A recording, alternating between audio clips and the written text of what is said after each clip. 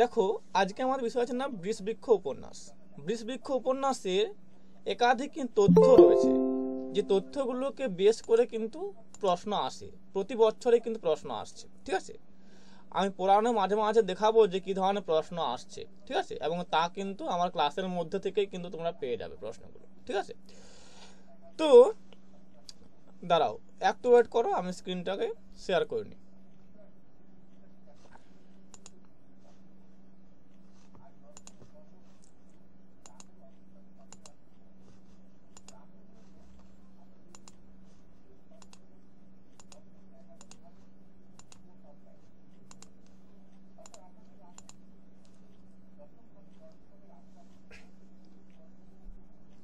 Screen দেখাচ্ছে, দেখতে পাচ্ছ? স্ক্রিন দেখাচ্ছে? হ্যাঁ স্যার। হ্যাঁ, তো বৃষবৃক্ষ পড়ার আগে আমরা কিছু দেখে নেব যে বাহ্যিক তথ্যগুলোকে দেখতে হবে আমাদের, কি না এই বৃষবৃক্ষ উপন্যাস কেন্দ্রিক। ঠিক আছে, এবং এই বাহ্যিক তথ্যগুলোকে আমরা দুটি ভাগে ভাগ করবো, একটা যে প্রকাশ কাল সংক্রান্ত, আর যে না তার যে না অনুবাদ সংক্রান্ত। এখানে দুটি কিন্তু ভাগ পাবো আমরা, এটা যে না প্রকাশ কাল সংক্রান্ত, আর একটা না অনুবাদ সংক্রান্ত, মানে কতগুলো অনুবাদ হয়েছে, কে কে অনুবাদ করেছে, কি কি নাম, কোন সালে হয়েছে। ঠিক আছে, তো এইগুলো কিন্তু ভাগ করতে হবে। তাহলে প্রথমে আসছি না বাহ্যিক তথ্যের মধ্যে প্রকাশ কাল সংক্রান্ত একটা কিন্তু আমরা ভাগটা এখানে দেখে নেব। ঠিক আছে, তো বৃষবৃক্ষ উপন্যাসের প্রথম প্রকাশ হচ্ছে না বঙ্গদর্শন পত্রিকায় বৈশাখ 1279 থেকে ফাল্গুন 1279। তো দেখো এখানে 1200 সালটা কিন্তু কনস্ট্যান্ট রয়ে যাচ্ছে, তাহলে ওটা কিন্তু মনে রাখার তোমার কিন্তু মানে প্রয়োজন নেই। এই 1279 কিন্তু কিনা এটা কিন্তু কনস্ট্যান্ট রয়ে যাচ্ছে, তাই তো? তাহলে আমাকে মনে রাখতে হবে বৈশাখ থেকে ফাল্গুন। ঠিক আছে, তাহলে 1279 কিন্তু এটা কনস্ট্যান্ট রয়েছে, এটা কিন্তু মনে রাখার কোনো চাপ আর থাকছে না। আমার মনে রাখতে হবে না বৈশাখ থেকে ফাল্গুন পর্যন্ত। ঠিক আছে, এখানে কাঁঠালপাড়া থেকে বঙ্গদর্শন যন্ত্রালয়ের বৃষবৃক্ষ 1873 খ্রিস্টাব্দে প্রথম গ্রন্থাকারে কিন্তু শ্রী হারানচন্দ্র বন্দ্যোপাধ্যায় কর্তৃক মুদ্রিত হচ্ছে। ঠিক আছে, তো কাঁঠালপাড়া মনে রাখবে, বঙ্গদর্শন যন্ত্রালয় মনে রাখবে, 1873 খ্রিস্টাব্দ মনে রাখবে, আর কি মনে রাখবে না শ্রী হারানচন্দ্র বন্দ্যোপাধ্যায় কর্তৃক কিন্তু মুদ্রিত হচ্ছে। তাহলে এই যে বিষয়গুলো, এই কিওয়ার্ডগুলোকে মনে রাখতে হবে। কাঁঠালপাড়া, বঙ্গদর্শন, আলোচনা 1873, আলোচনা শ্রী হারানচন্দ্র বন্দ্যোপাধ্যায়, এবং কিনা 1280 সংবত। এই যে এইগুলো কিন্তু কি, এই কিওয়ার্ডগুলোকে আমাদের মনে রাখতে হবে, আর পুরোটা কিন্তু মনে রাখার কোনো প্রয়োজন নেই। মূল্য কত? মূল্য ছিল 1 টাকা 2 আনা, পৃষ্ঠা ছিল কিন্তু না 213টা।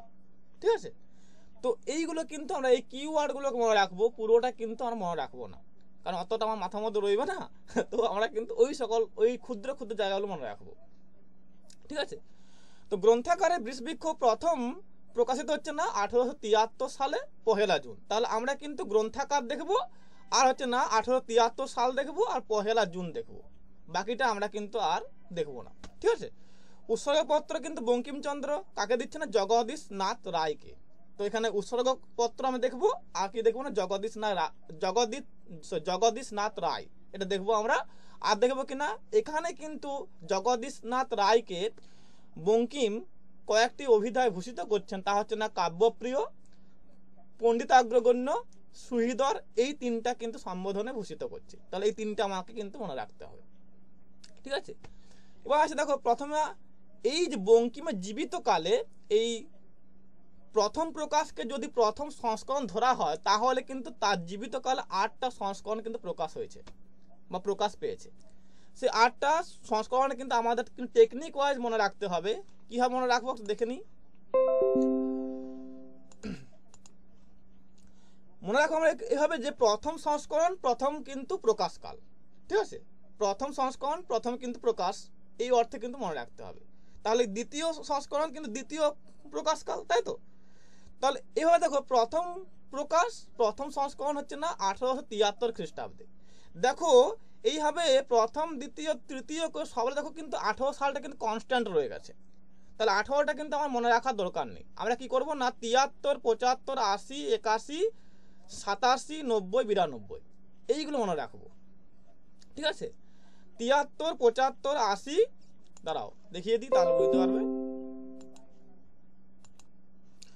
আমরা এইটুকু মনে রাখবো 73, 75, 80, 81, 87, 90 আর 95। আর মনে রাখবো যে পঞ্চম সংস্করণে কিন্তু প্রকাশকালটা পাওয়া যায়নি।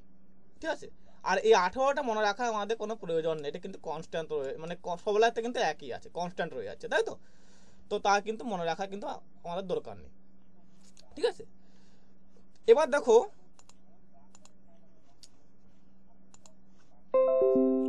এবার চলে আসছে না বাহ্যিক তথ্যের মধ্যে কিনা অনুবাদ সংক্রান্ত তথ্যগুলো। এখানে কি হচ্ছে না, এখানে বঙ্কিমচন্দ্রের জীবিতকালে বিষবৃক্ষ কিন্তু ইংরেজি, সুইডিশ ও হিন্দুস্তানি ভাষায় অনুদিত হচ্ছে। তাহলে বঙ্কিমের জীবিতকালে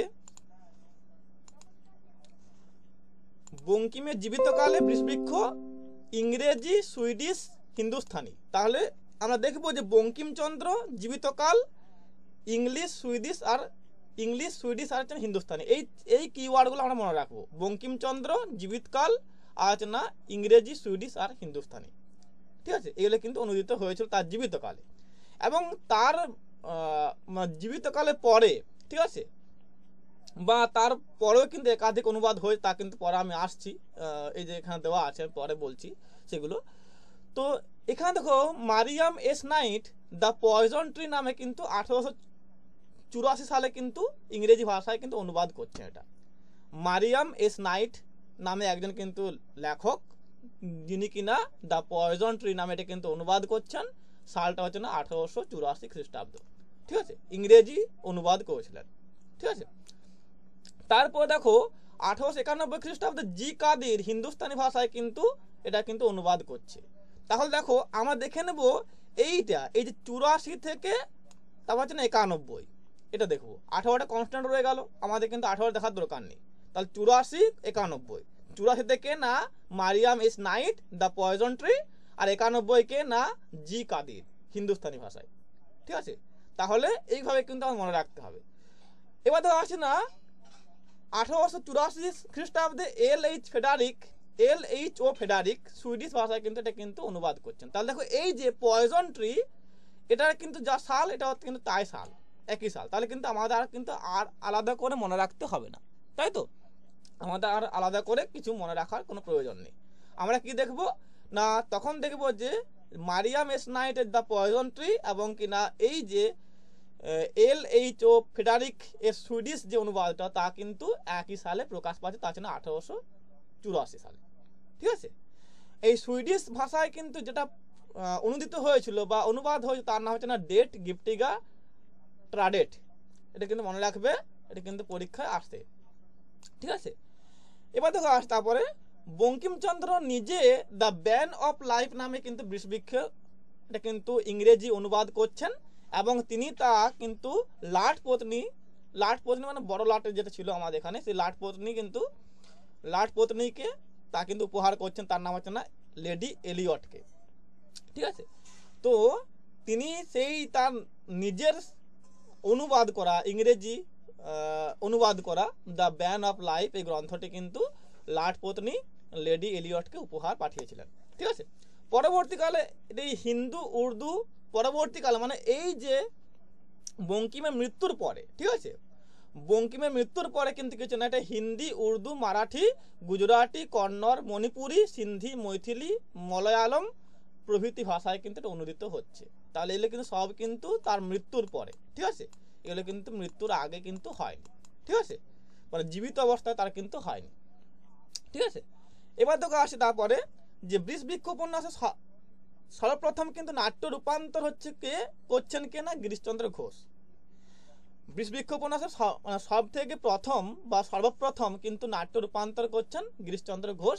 এছাড়া কিন্তু অতুল কৃষ্ণ মিত্র কিন্তু বিষবৃক্ষে নাট্য রূপান্তর করেছিলেন, ঠিক আছে। অতুল কৃষ্ণ মিত্র রূপান্তরিত বিষবৃক্ষ এমআরএল থিয়েটারে কিন্তু অভিনীত হচ্ছে, ঠিক আছে। তাহলে আমরা কি করব না, আমরা দেখে নেব যে প্রথম কিন্তু নাট্য রূপান্তর কেনা গিরিশচন্দ্র ঘোষ, এবং কিনা তারপরে কিন্তু আরো অতুল কৃষ্ণ মিত্র কিন্তু করেছিল। চন্দ্র হবে না, কৃষ্ণ হবে, ঠিক আছে। তো অতুল কৃষ্ণ মিত্র কিন্তু পরবর্তীকালে আবার এটা নাট্যরূপ দিয়েছিলেন, ঠিক আছে। এবার দেখো এই অতুল কৃষ্ণ মিত্র যে নাট্যরূপ দিয়েছিলেন, সেই নাট্য রূপান্তরিত যে বিষয়টা, তা কিন্তু এমআরএল থিয়েটারে কিন্তু অভিনীত হচ্ছে। অতুল কৃষ্ণ মিত্রের নাট্য রূপান্তরিত যে বিষয়টা, তা কিন্তু এমআরএল থিয়েটারে কিন্তু ভালো দেখবে এমআরএল থিয়েটারে কিন্তু অভিনীত হচ্ছে, ঠিক আছে। এবার দেখা যাচ্ছে না 1875 খ্রিস্টাব্দে প্রথম গ্রেট ন্যাশনাল থিয়েটারে কিন্তু এটা কিন্তু বৃষবৃক্ষ নাটক আকারে বা নাট্যাকারে কিন্তু অভিনীত হচ্ছে 1875 খ্রিস্টাব্দে পহেলা মে। তা আমাদের মনে রাখতে হবে কিন্তু 1875 এই সালটি কিন্তু মনে রাখবো। তাহলে দেখো আমাদের 18টা কনস্ট্যান্ট রয়ে যাচ্ছে, এটাকে মনে রাখার দরকার নেই, শুধু 75টা মনে রাখবে। 75-এ কিন্তু পহেলা মে গ্রেট ন্যাশনাল থিয়েটারে কিন্তু এটা কিন্তু নাটক আকারে বা নাট্যাকারে অভিনীত হচ্ছে। ঠিক আছে, প্রথম। এবার দেখেন বৃষবৃক্ষ উপন্যাসে খণ্ড বিভাজন নেই, এটা কিন্তু পরিচ্ছেদ সংখ্যা হচ্ছে 50টি রয়েছে, প্রত্যেক পরিচ্ছেদে কিন্তু উপশিরোনাম কিন্তু রয়েছে।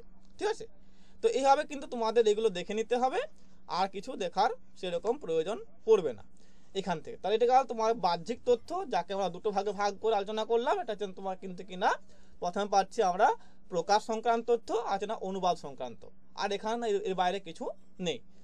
এবার দেখো আসছি না আমরা কাহিনীর ভিতরে। একটু ওয়েট করো স্ক্রিনটাকে।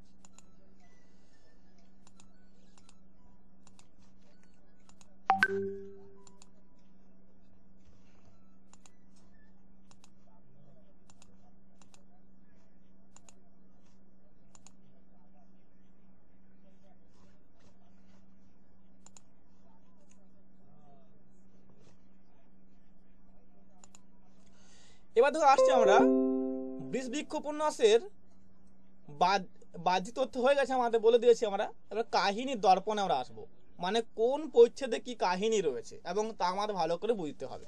ঠিক আছে, এটা কিন্তু খুবই ইম্পর্টেন্ট জায়গা।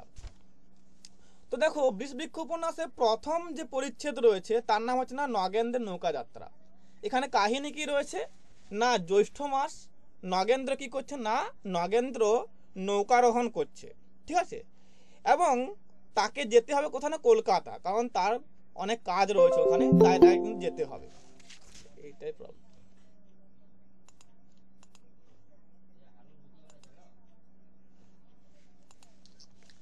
তার অনেক কাজ রয়েছে কলকাতায়, তাই তাকে যেতে হবে।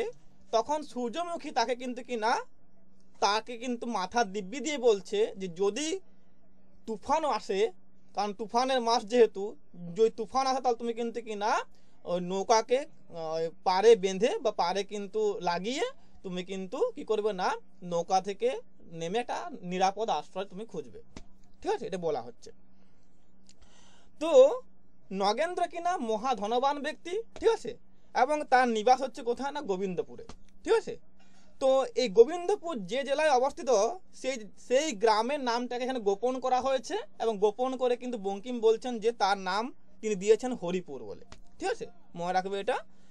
নগেন্দ্র কিন্তু যুবা পুরুষ, মানে যুবক পুরুষ, একজন পুরুষ, তার বয়স হচ্ছে না 30 মানে 30 বছর বয়স হবে, এবং নগেন্দ্রনাথ নিজের বোজরায় কিন্তু যাচ্ছিলেন। ঠিক আছে, প্রথম দুদিন তিনি কিন্তু নির্বিঘ্নে গিয়েছিলেন, এবং কিনা পরে কিন্তু তার সমস্যা হচ্ছে, যা পরে আমি আসছি, পরে পাচ্ছি আমরা।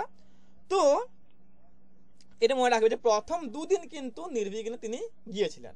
আর এবার তোমাদের কিন্তু ভালো করে দেখতে হবে, আমি এখানটা বলবো না, তোমার নোটে পেয়ে যাবে বা তোমরা কিন্তু বই থেকে দেখে নেবে। এইখানটা খুবই ইম্পর্টেন্ট জায়গা, তা তোমরা স্টার মার্ক করে রাখতে পারো যে নদীর জল অবিরল চল চলিতেছে। ঠিক আছে, এখান থেকে তুমি কিন্তু দাগ দিয়ে দেবে কোথায় না, এই যে তাহাদের প্রভুর প্রয়োজন মাত্র। তো এই পর্যন্ত তোমাদের ভালো করে দেখতে হবে, এখান থেকে কিন্তু প্রচুর প্রশ্ন আসে। কোথায় না, কে কি করছে, ওই যে নদীতে কে কি করছে, কে কি হয়ে স্নান করছে, কে গরু চড়াচ্ছে বা কে কিন্তু মানে কি বলবো যে কাপড় কাচ্ছে, সে বিভিন্ন রকম যে কাজগুলো হচ্ছে এখানে, তা কিন্তু তোমাকে কিন্তু ভালো করে এখানে দেখতে হবে। এগুলো কিন্তু কি আসতে পারে না, কাহিনীগুলো পরপর কিন্তু ক্রম অনুসারে আসতে পারে। ঠিক আছে, ক্রম আসতে পারে। তো তোমরা এখানে ভালো করে দেখে নেবে। তো এবার দেখো প্রথম নগেন্দ্র যে প্রথম দুদিন নির্বিঘ্নে গিয়েছিল, এবার কিন্তু 2-1 দিন দেখতে দেখতে তিনি গেলেন ঠিকই, কিন্তু তারপরে একদিন কি হচ্ছে না, মেঘ আসছে, ঘন কালো করে মেঘ আসছে, এবং মেঘে আকাশ কিন্তু ঢেকে যাচ্ছে। ঠিক আছে, তখন নদীর জল কিন্তু কালো হয়ে যাচ্ছে, গাছের মাথা কিন্তু কোটা হয়ে আসছে। ঠিক আছে, মেঘের কোলে কিন্তু বক কিন্তু উঠছে, এবং কিনা আস্তে আস্তে কি হচ্ছে না, সেই মেঘ দেখে কিন্তু রহমতুল্লাহ কে বলছে যে এ নগেন্দ্র যে নৌকা কিনারায় বাঁধিও, ঠিক আছে, নৌকা কিন্তু কিনারায় বাঁধবে, ঠিক আছে। তখন রহমত মোল্লা যে কিন্তু এই নৌকার মাঝি, ঠিক আছে, সে নামাজ পড়ছিল, সে কোথাও কিন্তু কোনো উত্তর দেয়নি, ঠিক আছে। রহমত আর কখনো কিন্তু মাঝিগিরি করেনি এর আগে, ঠিক আছে। তাহার কিন্তু নানার খালার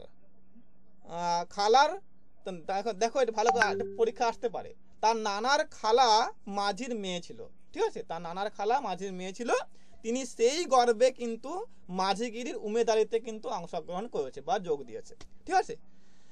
এবং পরবর্তীকালে কিন্তু সে কিন্তু কি হচ্ছে না, সিদ্ধ কাম হচ্ছে বা এতে কিন্তু সে কিন্তু সিদ্ধহস্ত হয়ে পড়ছে, ঠিক আছে। তো রহমত কিন্তু হাঁকে ডাকে কিন্তু ছোট নয়, সে কিন্তু খুব জোরে হাঁকতে পারে, ঠিক আছে, বলা হয়েছে এটা। এবং সে নামাজ সমাপ্ত করে সে কিন্তু এই নগেন্দ্রকে বলছে যে ভয় কি হুজুর, আপনি নিশ্চিন্ত থাকুন। এই যে ভয় কি হুজুর, আপনি নিশ্চিন্ত থাকুন, এটা কিন্তু বলার তার সাহসটা আছে কেন না, সে কিন্তু কিনারায় এসে কিন্তু গেছে বা সে কিন্তু কিনারা কাছে কিন্তু এসে গেছে, তার জন্য সে কিন্তু সাহস নিয়ে বলছে যে ভয় কি হুজুর, আপনি নিশ্চিন্ত থাকুন, ঠিক আছে, এটা বলা হচ্ছে। তো এবার দেখো, এবার দেখা যাচ্ছে যে এই রহমতুল্লাহর সঙ্গে কিন্তু কিনা দেবতার বলছে বাদ দেখা যাচ্ছে, কেননা তার কিছুক্ষণ পরে প্রবল ঝড় আসছে এবং সেই ঝড় কিন্তু গাছপালা ফেলে দিয়ে উল্টে দিয়ে এবং কিনা সেই রহমতুল্লাহ টুপি উড়িয়ে দিয়ে এবং দাপাদাপি করে পরে তার ভাই, তার সহোদর ভাই কিন্তু বৃষ্টিকে ডেকে আনছে। তাহলে এখানে কিন্তু প্রশ্ন আসে, একবার দিয়েছিল যেখানে ঝড় আর বৃষ্টিকে কিন্তু ভাই হিসেবে দেখানো হয়েছে, ঝড় আর বৃষ্টিকে এখানে ভাই বা সহোদর হিসেবে দেখানো হয়েছে, ঠিক আছে, মনে রাখবে এটা। তো এই বৃষ্টি আসছে, তো বৃষ্টি আবার কি হচ্ছে না, বৃষ্টি আবার রহমতুল্লাহ দাড়িতে কিন্তু প্রস্রবণ করছে, মানে প্রস্রাব করে দিচ্ছে, ঠিক আছে, এবং তার দাড়ি কিন্তু ভিজিয়ে দিচ্ছে, ঠিক আছে, এটা বলা হয়েছে। এবং সেই সময় কি করছে না, দাড়িরা পাল মুড়ি দিয়ে বসছে, ঠিক আছে, বুঝে থাকছে। এবং এই সময়তেই রহমতুল্লাহ কিন্তু ভয়ে একটা কিন্তু ভীতি একটা জাগছে, কারণ এই কারণে যে এই নৌকার কাছে হচ্ছে পুরাতন কাছে বা পুরানো হয়ে গেছে, অনেক পুরানো হয়ে গেছে, তাই কিন্তু তা আদৌ টেকসই হবে কিনা বা এই ঝড়কে প্রতিরোধ করতে পারবে কিনা তা কিন্তু সে বুঝতে পারছে না। তাই সে কি বলছে না, হুজুর পুরাতন কাছি কি জানি কি হয়, ঝড় বড় বাড়িল, নৌকা হইতে নামিলে ভালো হইতো, ঠিক আছে। তো এটা কিন্তু রহমতুল্লাহ বলছে কাকে না, এই নগেন্দ্রকে, ঠিক আছে, যে হুজুর পুরাতন কাছে কি জানে কি হয়, ঝড় বড় বাড়িল, নৌকা হইতে নামিলে ভালো হইতো, ঠিক আছে। তো তখন কিন্তু এই নগেন্দ্র কি করছে না, নৌকা থেকে নেমে যাচ্ছে, নেমে কিন্তু নদী থেকে কিন্তু গ্রাম একটা দূরে ছিল, তাই সে কিন্তু নেমে কিন্তু সেই চলতে আরম্ভ করছে, মানে হাঁটতে আরম্ভ করছে। বৃষ্টি থেমে গেছে এবং সে কিন্তু হাঁটতে আরম্ভ করছে, ঝড় কিন্তু এখনো রয়েছে, ঠিক আছে, বলা হচ্ছে, আর মেঘ পরিপূর্ণ কিন্তু আকাশ রয়েছে, ঠিক আছে। তাহলে কিন্তু সে এখানে নগেন্দ্র মানে অনুমান করছে যে রাত্রে আবারও কিন্তু নগেন্দ্র কিন্তু অনুমান করছে এখানে যে আবারও রাত্রেবেলায় ঝড় আর জল হতে পারে, ঠিক আছে, ঝড় জল হতে পারে বা বৃষ্টি হওয়ার সম্ভাবনা রয়েছে, ঠিক আছে। তো তখন সে কিন্তু গ্রামের এটা ঘরের খোঁজ করছে বা আশ্রয় খোঁজ করছে এবং দূর থেকে একটা কিন্তু বাতি দেখতে পাচ্ছে, উজ্জ্বল আলো দেখতে পাচ্ছে, এবং সেই আলোকে সে অনুসরণ করে বা ফলো করতে করতে গিয়ে একটা কিন্তু গৃহে কাছে গিয়ে উপস্থিত হচ্ছে, ঠিক আছে। তো এখানে তোমরা দেখে নেবে, একটু ভালো করে দাগ দিয়ে নেবে যে গ্রাম গৃহ প্রান্তর পথ, এইখান থেকে কিন্তু স্টার মার্ক করে রাখবে, এখান থেকে তোমরা স্টার মার্ক করবে কতখানে না, এখানে এই যে এই পর্যন্ত করবে তোমরা, ওই যে নগেন্দ্র সেই আলোকাভিমুখে চলিলেন, কি বললাম যে গ্রাম গৃহ প্রান্তর পথ নদী কিছুই লক্ষ্য হয় না, এইখান থেকে তোমরা স্টার মার্ক করে রাখবে কোথাও না নগেন্দ্র সেই আলোকাভিমুখে চলিলেন। এইখানটা কিন্তু একাধিক প্রশ্ন আসে যে এখানে কি কি তিনি দেখতে পাচ্ছেন, এখানে কি কি রয়েছে, সব কিন্তু এখানে আসবে, তোমরা নোটে পেয়ে যাবে অথবা তোমরা বইটা একটু ভালো করে দেখে নেবে, সব তো আর বলা সম্ভব নয় ক্লাসের মধ্যে। তো দেখো এবার সেই নগেন্দ্র সেই স্টক নির্মিত প্রাচীন বাসগৃহের কিন্তু আলো নির্গত যেখান থেকে হচ্ছিল সেইখানে কিন্তু গিয়ে উপস্থিত হয়েছেন, এবং তার যে ভৃত্য রয়েছে সেই ভৃত্যকে বাইরে রেখে সে কিন্তু গৃহে প্রবেশ করছে, এবং সেই গৃহটা কিন্তু দ্বার কিন্তু খোলা ছিল, ঠিক আছে, মনে রাখবে এটা। তো এইখানে কিন্তু তোমার প্রথম পরিচ্ছেদটা সমাপ্ত হচ্ছে। আশা করি বোঝা গেছে কাহিনীটা, বোঝা গেছে কাহিনীটা কি হচ্ছে। তাহলে এবার দেখো, তাহলে কি বললাম যে এখানে দাঁড়াও,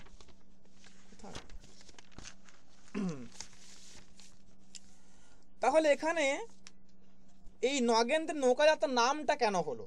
এবার দেখো এখানে আমাদের নেটে কিন্তু পরীক্ষায় প্রশ্ন আসে, নেট পরীক্ষায় প্রশ্ন আসে কি না এই উপশিরোনামগুলোকে কেন্দ্র করে প্রশ্ন বেশি আসে। ঠিক আছে, যে কোথায় কি উপশিরোনাম রয়েছে এবং তার সঙ্গে কিন্তু কি কাহিনী সম্পর্ক রয়েছে তা তোমাদের মনে রাখতে হবে। ঠিক আছে, এবং তার দ্বারা কিন্তু তোমার উত্তরগুলো হবে। তো নগেন্দ্রের নৌকাযাত্রার নামটা কেন হলো, কারণ এখানে সে জ্যৈষ্ঠ মাসে নৌকা আরোহণ করেছিল এবং কলকাতার উদ্দেশ্যে গমন করেছিল, তাই তো। তো এই জন্য কিন্তু এখানে নগেন্দ্র নৌকাযাত্রা বলা হচ্ছে। ঠিক আছে, এবার দ্বিতীয় আসছি পরিচিত আছেন দ্বীপ নির্বাণ।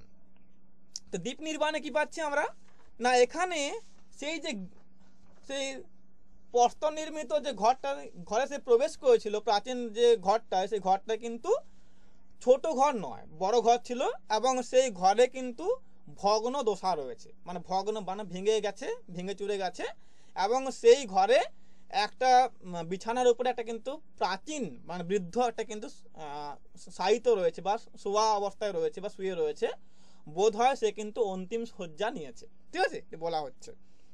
এবং দেখবে এখানে এই ঘরের মধ্যে দেখবে যে একাধিক এখানে তথ্য রইবে যে কি কি রয়েছে, যেমন প্রকোষ্ঠ সকল ভগ্ন, ঠিক আছে, মলিন, মনুষ্য সমাগম চিহ্ন বিরহিত, এগুলো ভালো করে একটু দেখে নেবে তোমরা। ঠিক আছে, এবং কেবলমাত্র পেচক মুশিক ও নানাবিধ কীটপতঙ্গাদি সমাকীর্ণ। ঠিক আছে, একটি মাত্র কক্ষে আলো জ্বলছিল, এগুলো ভালো করে দেখতে হবে। ঠিক আছে, আর কি না দুই একটা হাড়ি ছিল, একটি কিন্তু ভাঙ্গা উনান ছিল। ঠিক আছে, আর কি ছিল না 3-4খানা তৈজস ছিল। ঠিক আছে, তো এইগুলোই কিন্তু তার কিন্তু গৃহের অলঙ্কার, সেই ঘরের কিন্তু অলঙ্কার এগুলোই।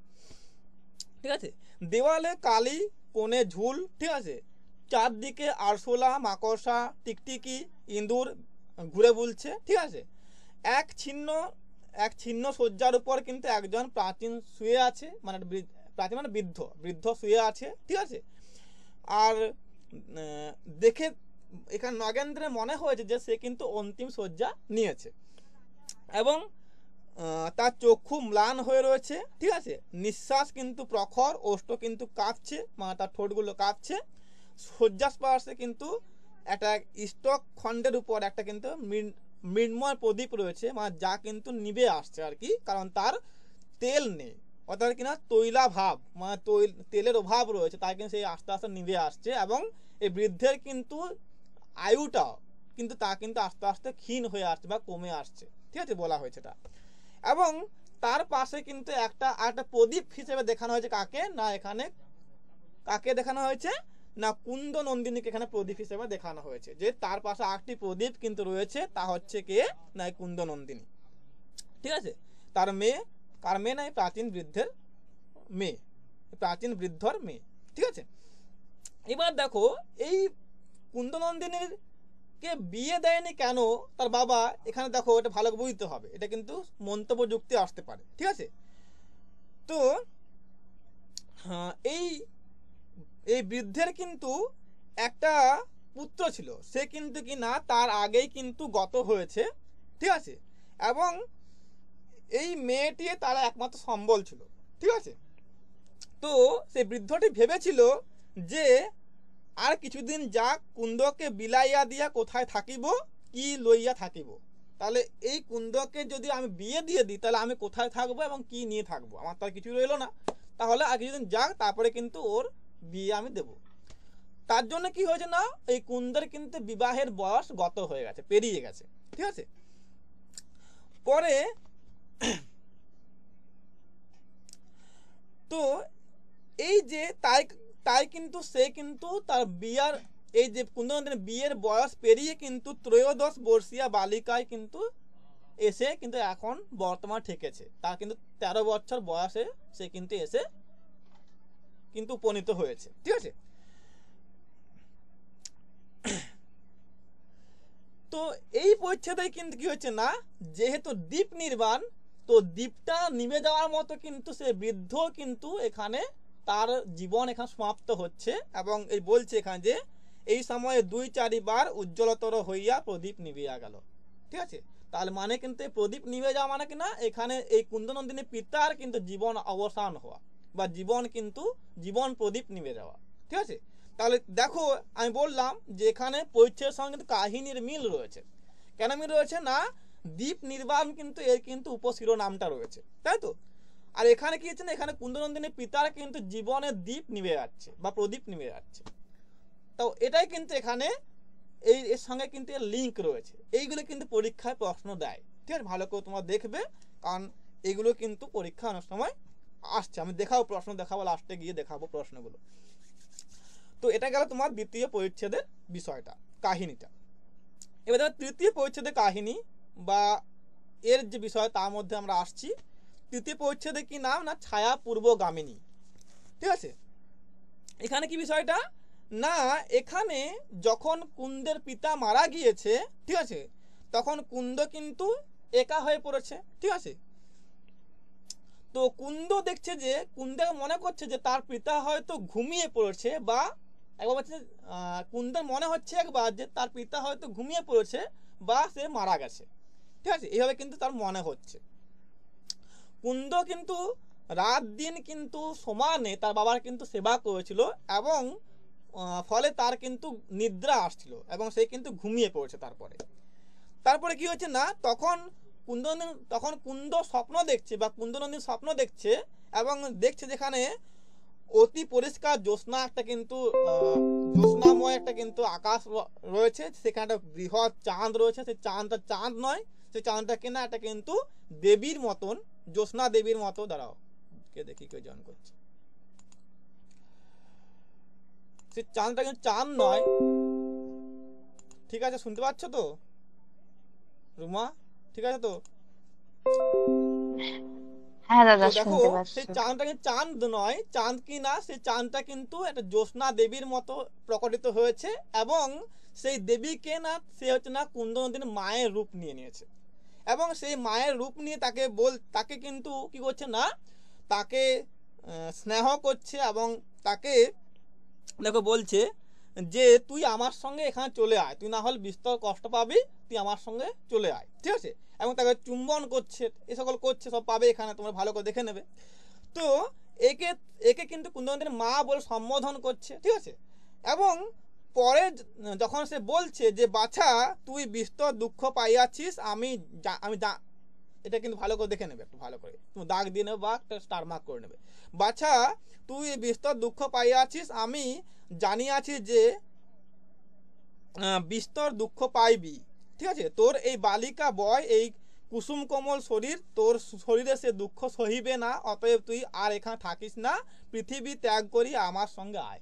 ঠিক আছে, কিন্তু তখন কুন্দ বলছে, কি বলছে না, আমি অতদূর যাইতে পারবো না, কারণ কেননা আমার বল নেই, আমার ক্ষমতা নেই বা বল নেই। ঠিক আছে, তখন ওই যে তার মায়ের রূপধারী ওই যে জ্যোৎস্না দেবী, সে কি বলছে না, তাহলে তো যা ইচ্ছা তুই কর। ঠিক আছে, কিন্তু তাকে সে দুটো ছবি দেখাচ্ছে আকাশে পটে, যে এই দুটি ব্যক্তির থেকে তুই কিন্তু দূরে থাকবি, তার সংস্পর্শ কিন্তু বিষবৎ, মানে তুই ত্যাগ করবি। ঠিক আছে, বিষের মতো তাদের সম্পর্ক তুই কিন্তু ত্যাগ করবি, স্বীকার করবি না। ঠিক আছে, তো তো এইভাবে দেখো সেইখানে দুটি কিন্তু মূর্তি ফুটে উঠছে। প্রথমে দেখো নীল গগনপটে এক দেব নিন্দিত কিন্তু পুরুষ মূর্তি ফুটে উঠছে। ঠিক আছে, যার কিন্তু কিনা উন্নত, প্রশস্ত এবং প্রশান্ত কপাল বলা হয়েছে। ঠিক আছে, আর সরল সকরুণ কটাক্ষ বলা হয়েছে, চোখের কিন্তু চাহনি বলা হয়েছে। ঠিক আছে, তাহার মোরালবত দীর্ঘ ঈষৎ বঙ্কিম গিবা বলা হয়েছে। গ্রীবা মানে এখানে কিন্তু নগেন্দ্রকে দেখানো হয়েছিল, পরে পাবে, এটা এখন পাবে না, নগেন্দ্রকে এটা বলা হচ্ছে। ঠিক আছে, তাহলে সব কিন্তু নগেন্দ্রই কিন্তু এই মানে গঠনটাকে এখানে দেখানো হয়েছে। ঠিক আছে, তো তাহারা মোরালবত দীর্ঘ ঈষৎ বঙ্কিম গ্রীবা এবং অন্যান্য মহাপুরুষ লক্ষণ দেখিয়া কাহারও বিশ্বাস হবে না, বা কারো বিশ্বাস হবে না যে সে কিন্তু তার দ্বারা কারো বিপদ বা কোনো কিন্তু কিনা অমঙ্গল মানে আশঙ্কা হতে পারে বা আশঙ্কা থাকতে পারে। ঠিক আছে, এটা কিন্তু কারো মনে হবে না দেখে পড়ে। তো দেখো এই ছবিটা দেখিয়ে পরে কিন্তু ওই তার মায়ের রূপধারী সে জ্যোৎস্না দেবী কি বলছে না, ইহার দেবকান্ত রূপ দেখিয়া ভুলিও না, ঠিক আছে, ইনি মহদাশয় হইল তোমার অমঙ্গলের কারণ, অতএব বিষধর বোধে ইহাকে ত্যাগ করিও। ঠিক আছে, এটা ভালো করে দেখে নেবে, এটা কিন্তু আসবে। তারপর দেখো দ্বিতীয় মূর্তি আসছে কিনা। এখানে কিন্তু দ্বিতীয় মূর্তি কোনো পুরুষ নয়, এখানে একটা স্ত্রী লোক বা একটা কিন্তু মেয়েকে দেখানো হচ্ছে বা মহিলাকে দেখানো হচ্ছে। দেখো বলছে যে কুন্দ দ্বিতীয় মূর্তি আকাশের নীলপটে চিত্রিত দেখিল, কিন্তু এবার পুরুষ মূর্তি নয়, কিন্তু এবার কি না, এবার এক উজ্জ্বল শ্যামাঙ্গী মানে কালো বর্ণের একজন পদ্মপলাশ নয়নী যুবতী দেখিল, পদ্মপলাশ নয়নী যুবতী দেখল, তাহাকে দেখিয়াও কিন্তু কুন্দ ভীত হইল। এই হীরা, এটা হীরা হবে, পরে পাবে তোমরা, এখন পাচ্ছ না, পরে গিয়ে তোমরা হীরা পাবে এটা। তো হীরাকে দেখে কিন্তু এই কুন্দ ভীত হচ্ছে বা ভয় পাচ্ছে। ঠিক আছে, তো তাকে তার জননী রূপী ওই যে জ্যোৎস্না দেবী সে কি বলছে না, এই শ্যামাঙ্গী নারীবেশী রাক্ষসী ইহাকে দেখিলে পলায়ন করিও। এলে কিন্তু ভালো করে দেখবে, এলে কিন্তু পরীক্ষায় আসবে যে কাকে দেখিয়ে কি বলেছিল, নগেন্দ্রকে দেখিয়ে কি বলেছিল আর কিন্তু হীরাকে দেখিয়ে কি বলেছিল, এলে কিন্তু পরীক্ষায় আসবে। তো দেখো এবার তাহলে এই পরিচিত শিরোনামটা কেন ছায়াপূর্বগামিনী হলো, কেন হলো না, এই যে জ্যোৎস্না দেবী কিন্তু কি হচ্ছে না, এই যে উদিত হচ্ছে বা আবির্ভূত হচ্ছে, এবং সে কিন্তু এই যে হীরা এবং নগেন্দ্রের ছবি তাকে দেখিয়ে তার থেকে দূরে থাকার কথা বলে সে কিন্তু কিনা অন্তর্হিত হয়ে যাচ্ছে বা বিলীন হয়ে যাচ্ছে। তো এই যে ছায়াটা আস্তে আস্তে বিলীন হয়ে যাচ্ছে, তাই ছায়া পূর্বগামিনী হচ্ছে। ঠিক আছে, তো এইগুলো ভালো দেখবে যে কেন নামকরণটা হচ্ছে আর কেন তার মধ্যে কি কাহিনী রয়েছে, এটা কিন্তু পরীক্ষা অনেক সময় আসে। এবার তোকে আসি তারপরে 4 নম্বরে কিনা এই সেই।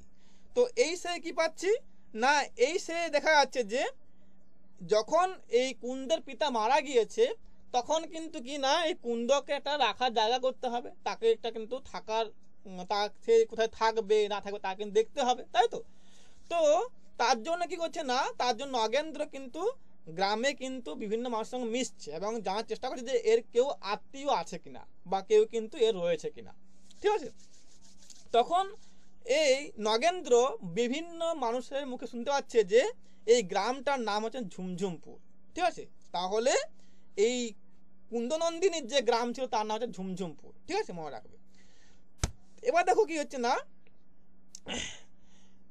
এই কুন্দনন্দিনীর পাশের যে প্রতিবেশী ছিল বা প্রতিবেশিনী ছিল, সে কিন্তু সকাল বেলায় চলে যাচ্ছে, কাজে চলে যাচ্ছে, এবং সে সারা ছিল সকাল, সে কিন্তু চলে যাচ্ছে কাজে, এবং তার মেয়ে নাম চাপা, সে চাপাকে কিন্তু এই কুন্দনন্দিনীর দায়িত্বে রেখে যাচ্ছে। ঠিক আছে, তো এই চাপার বয়স কিন্তু সমান, একই সমবয়সী চাপা কার না, কুন্দনন্দিনী, অর্থাৎ কিনা 13 বর্ষীয় বা 13 বছর বয়স হবে, 13 বর্ষী বা 13 বছর বয়স হবে চাপারও। ঠিক আছে, মনে রাখবে এটা।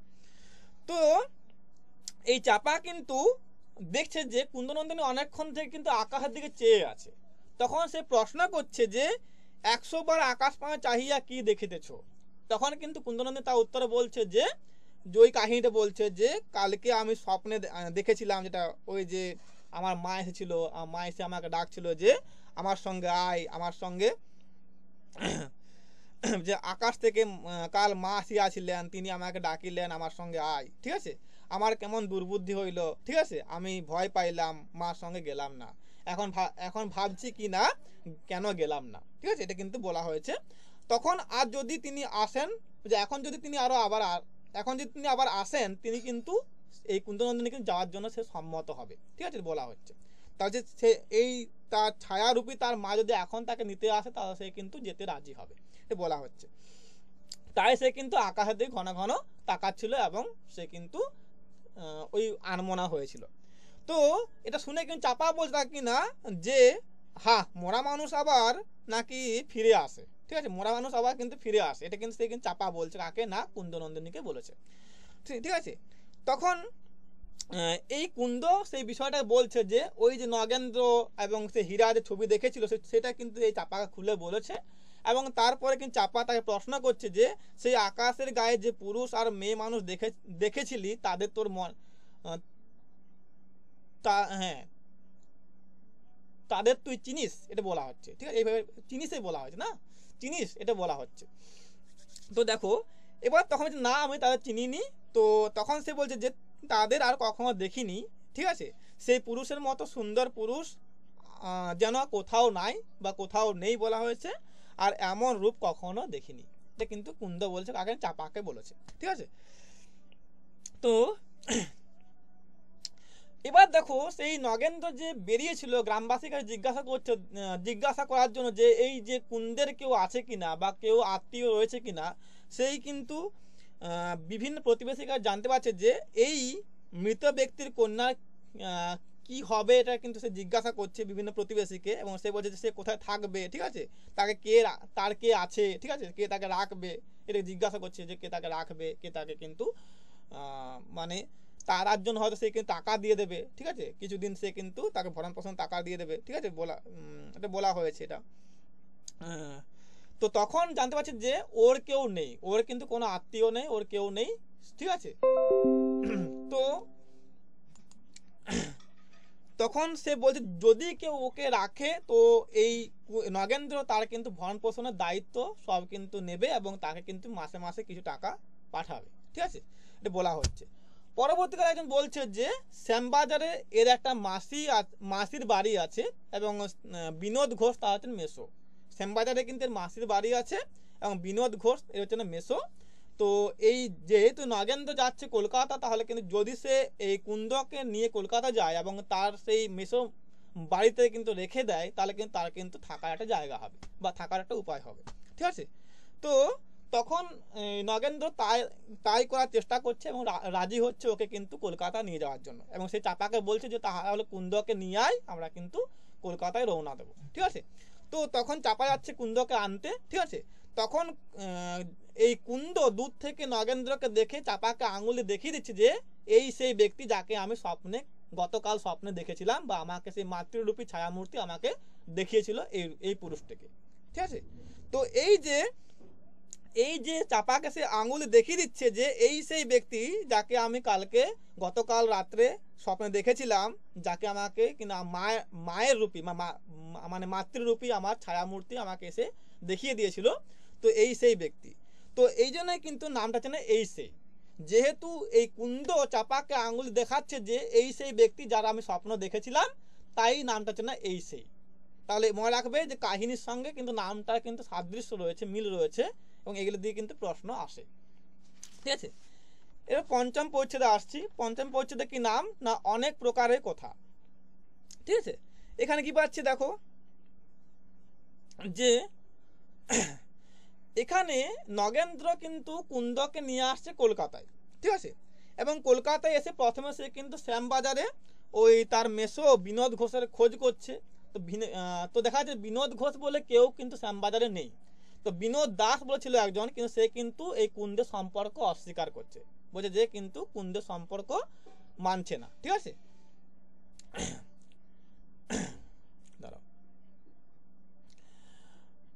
তো তখন কি করছে না, তখন এই নগেন্দ্র কি করছে না কুন্দকে নিয়ে যাচ্ছে তার সহদরা ভগিনী ছিল একজন, তার নাম হচ্ছে না কে না কমলমণি, যে ছিল তার কিন্তু তার থেকে ছোট মানে অনুজ মানে ছোট ছিল, ঠিক আছে।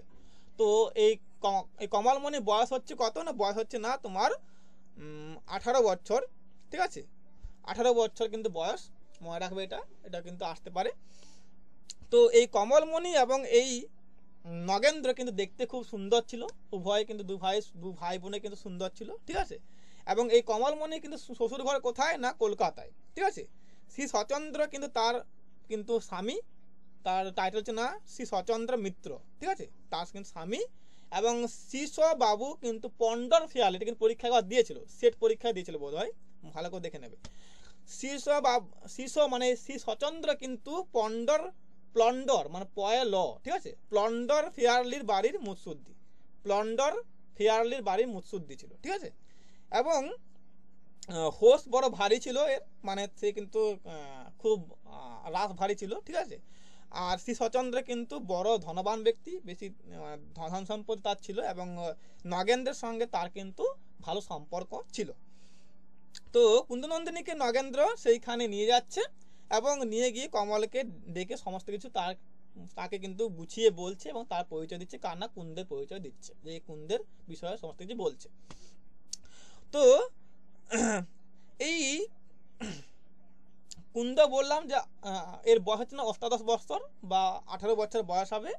তো এর মুখাবয়ব, এই মুখের যে গড়নটা তা কিন্তু বা মুখের যে গঠনটা তা কিন্তু কি না, তা কিন্তু একটা নাগেন্দ্রের সঙ্গে মিলে যায় বা একই রকম, ঠিক আছে। তো এরা দুজনেই কিন্তু উভয় কিন্তু সুন্দর দেখতে, কিন্তু কমলের সৌন্দর্য গৌরবের থেকে তার কিন্তু বিদ্যার গৌরব রয়েছে। কেন রয়েছে না, এই নগেন্দ্রের পিতা কিন্তু এই কমলমণি এবং সূর্যমুখীর জন্য একজন শিক্ষয়িত্রী নিয়োগ করেছিলেন, তার নাম হচ্ছে কি না মিস টেম্পল, তাই তো। এবং ওদের ওই মিস টেম্পলকে কিন্তু নিয়োগ করে কিন্তু সূর্যমুখী এবং কমলমণিকে শিক্ষা দিয়েছিলেন, ঠিক আছে। গৃহশিক্ষক হিসেবে তাকে নিয়োগ করা হয়েছিল এবং তাকে কিন্তু লেখাপড়া শিখিয়েছিলেন, কাকে না কমলমণিকে এবং সূর্যমুখীকে, ঠিক আছে। তো কমলের কিন্তু শ্বশুর কিন্তু এখনো বেঁচে আছে এবং তিনি কিন্তু এখানে থাকেন না, কলকাতা থাকেন না, সে কিন্তু থাকে কোথায় না তাদের পৈতৃক যে বাড়ি আছে সেই বাড়িতে থাকে, ওখানে থাকে, এখানে থাকে, কলকাতাতে থাকে না। তো কলকাতায় কিন্তু কমলে কিন্তু এখন এখানে কর্ত্রী বা গৃহিণী বলা হচ্ছে, ঠিক আছে। তো তো নগেন্দ্র কিন্তু কুন্দের যখন পরিচয় দিচ্ছে তখন বলছে যে এখন তুমি ইহাকে না রাখিলে আর রাখিবার স্থান নাই, পরে আমি যখন বাড়ি যাইব উহাকে, যখন আমি বাড়ি যাইব তখন উহাকে কিন্তু আমি মানে হ্যাঁ যখন আমি বাড়ি যাবো তখন কিন্তু ওকে গোবিন্দপুর আমি নিয়ে যাব, তুমি এখন ওকে রাখো, আমি যখন বাড়ি যাবো তখন কিন্তু ওকে মানে গোবিন্দপুরে আমি নিয়ে যাব, কাকে না কুন্দকে, ঠিক আছে।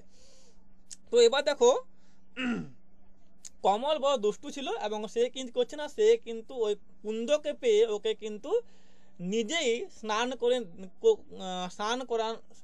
করানোর জন্য কিন্তু সে যাচ্ছে বাথরুমে নিয়ে যাচ্ছে এবং সে কিন্তু ওই ঘষে তার কিন্তু গায়ের ময়লা দূর করছে এবং তাকে কিন্তু ধবধবে করার চেষ্টা করছে। তখন দাসী আসছে এবং এসে বলছে যে আমি দিচ্ছি বলে কিন্তু সে কিন্তু আসছে, তখন বলছে না আমিই করে নেব। তখন কিন্তু কমলেই কিন্তু নিজেই ওকে ভালোভাবে স্নান করাচ্ছে এবং স্নান করিয়ে তাকে কিন্তু কিনা দেখো এটা কিন্তু কাপড় পরিয়েছিল, ওটা কিন্তু ভালো করে মনে রাখবে, ওটা কিন্তু পরীক্ষা আসে। তাই কিন্তু দেখো ওই যে শ্বেত চারু বস্ত্র পরিয়ে দিচ্ছে এবং কিনা গন্ধ তৈল কিন্তু তার গায়ে মানে মাখিয়ে দিচ্ছে, ঠিক আছে। এবং তার কেস কিন্তু রচনা করে দিচ্ছে, ওদের কেস ছাড়িয়ে দিচ্ছে, মানে চুল ছাড়িয়ে দিচ্ছে বা বেঁধে দিচ্ছে, ঠিক আছে, বলা হয়েছে।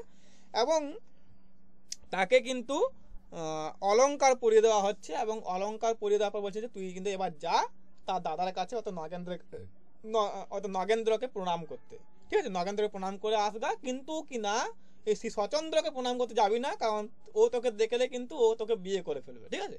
এটা কিন্তু সে কিন্তু আগে চালাকি করেছে, বলে দিয়েছে যে সচন্দ্রকে কিন্তু প্রণাম করবি না বা ওর কাছে যাবি না, ঠিক আছে। তো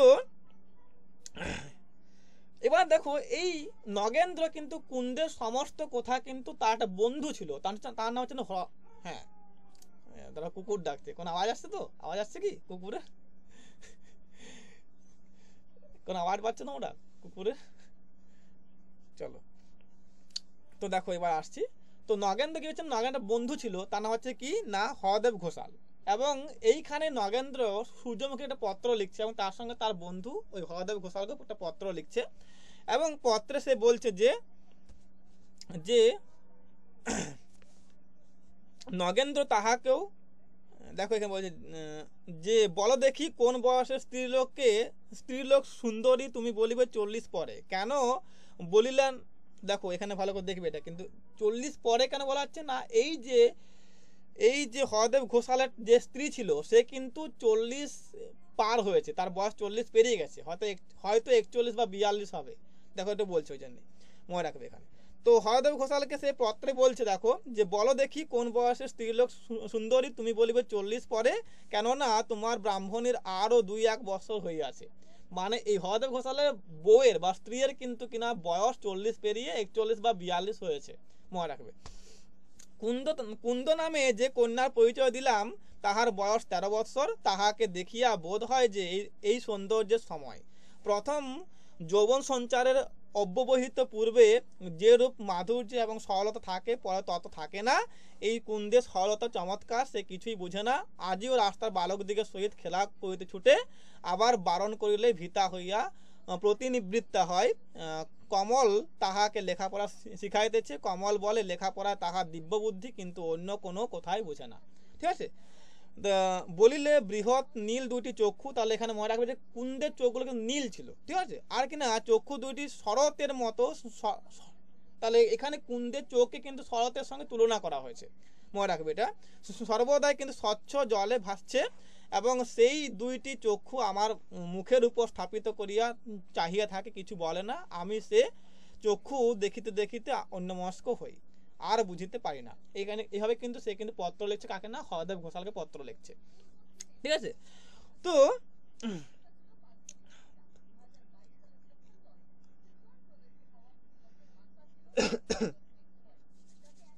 আবার সে এখানে বলছে, দেখো এটা লাইনটাও কিন্তু ভালো ইম্পর্টেন্ট জায়গা আছে, এটা কিন্তু স্টার মার্ক করে রাখবে, যে তাহা দুইবার একরকম দেখিলাম না। আমার বোধ হয় যেন এই পৃথিবী সে চোখ নয়, এই পৃথিবীর সামগ্রী যেন ভালো করিয়া দেখে না, অন্তরিক্ষে যেন কি দেখিয়া তাহাতে নিযুক্ত আছে।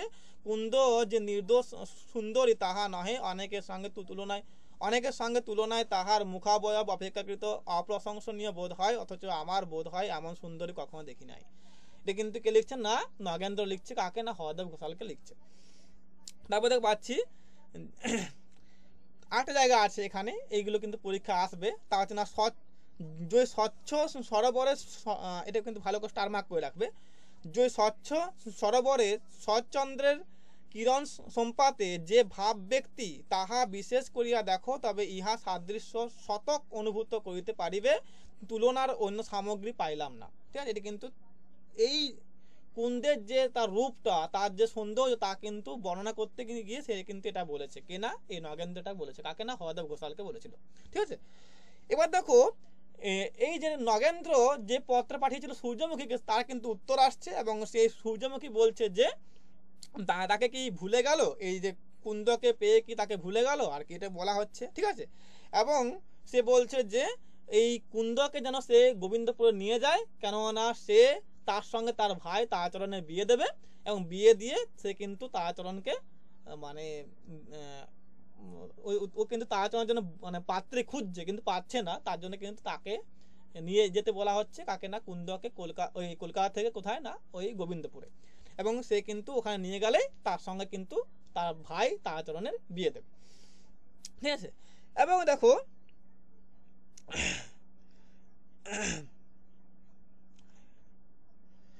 এবার দেখো এখানে বলছে যে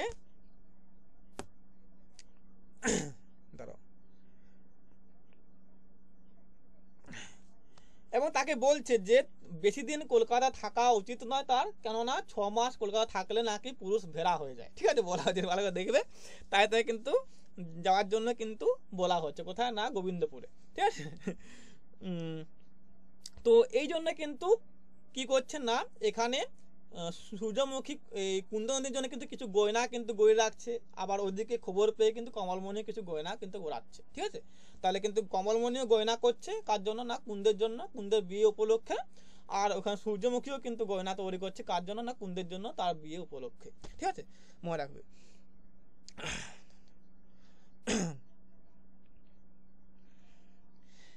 এইখানে কিন্তু মনে রাখবে, এই যে অনেক প্রকারের কথা, এইখানে কিন্তু বলছে যে এখন কমলমণি সূর্যমুখী নগেন্দ্র তিনজনে মিলিয়া বা মিলিত হইয়া 20 বীজ রোপণ করিলেন। তাহলে এইখানে কিন্তু 20 বীজটা রোপণ হচ্ছে। ঠিক আছে, তাহলে কোথায় হচ্ছে না, 5 নম্বর পরিচ্ছেদ অনেক প্রকারের কথা।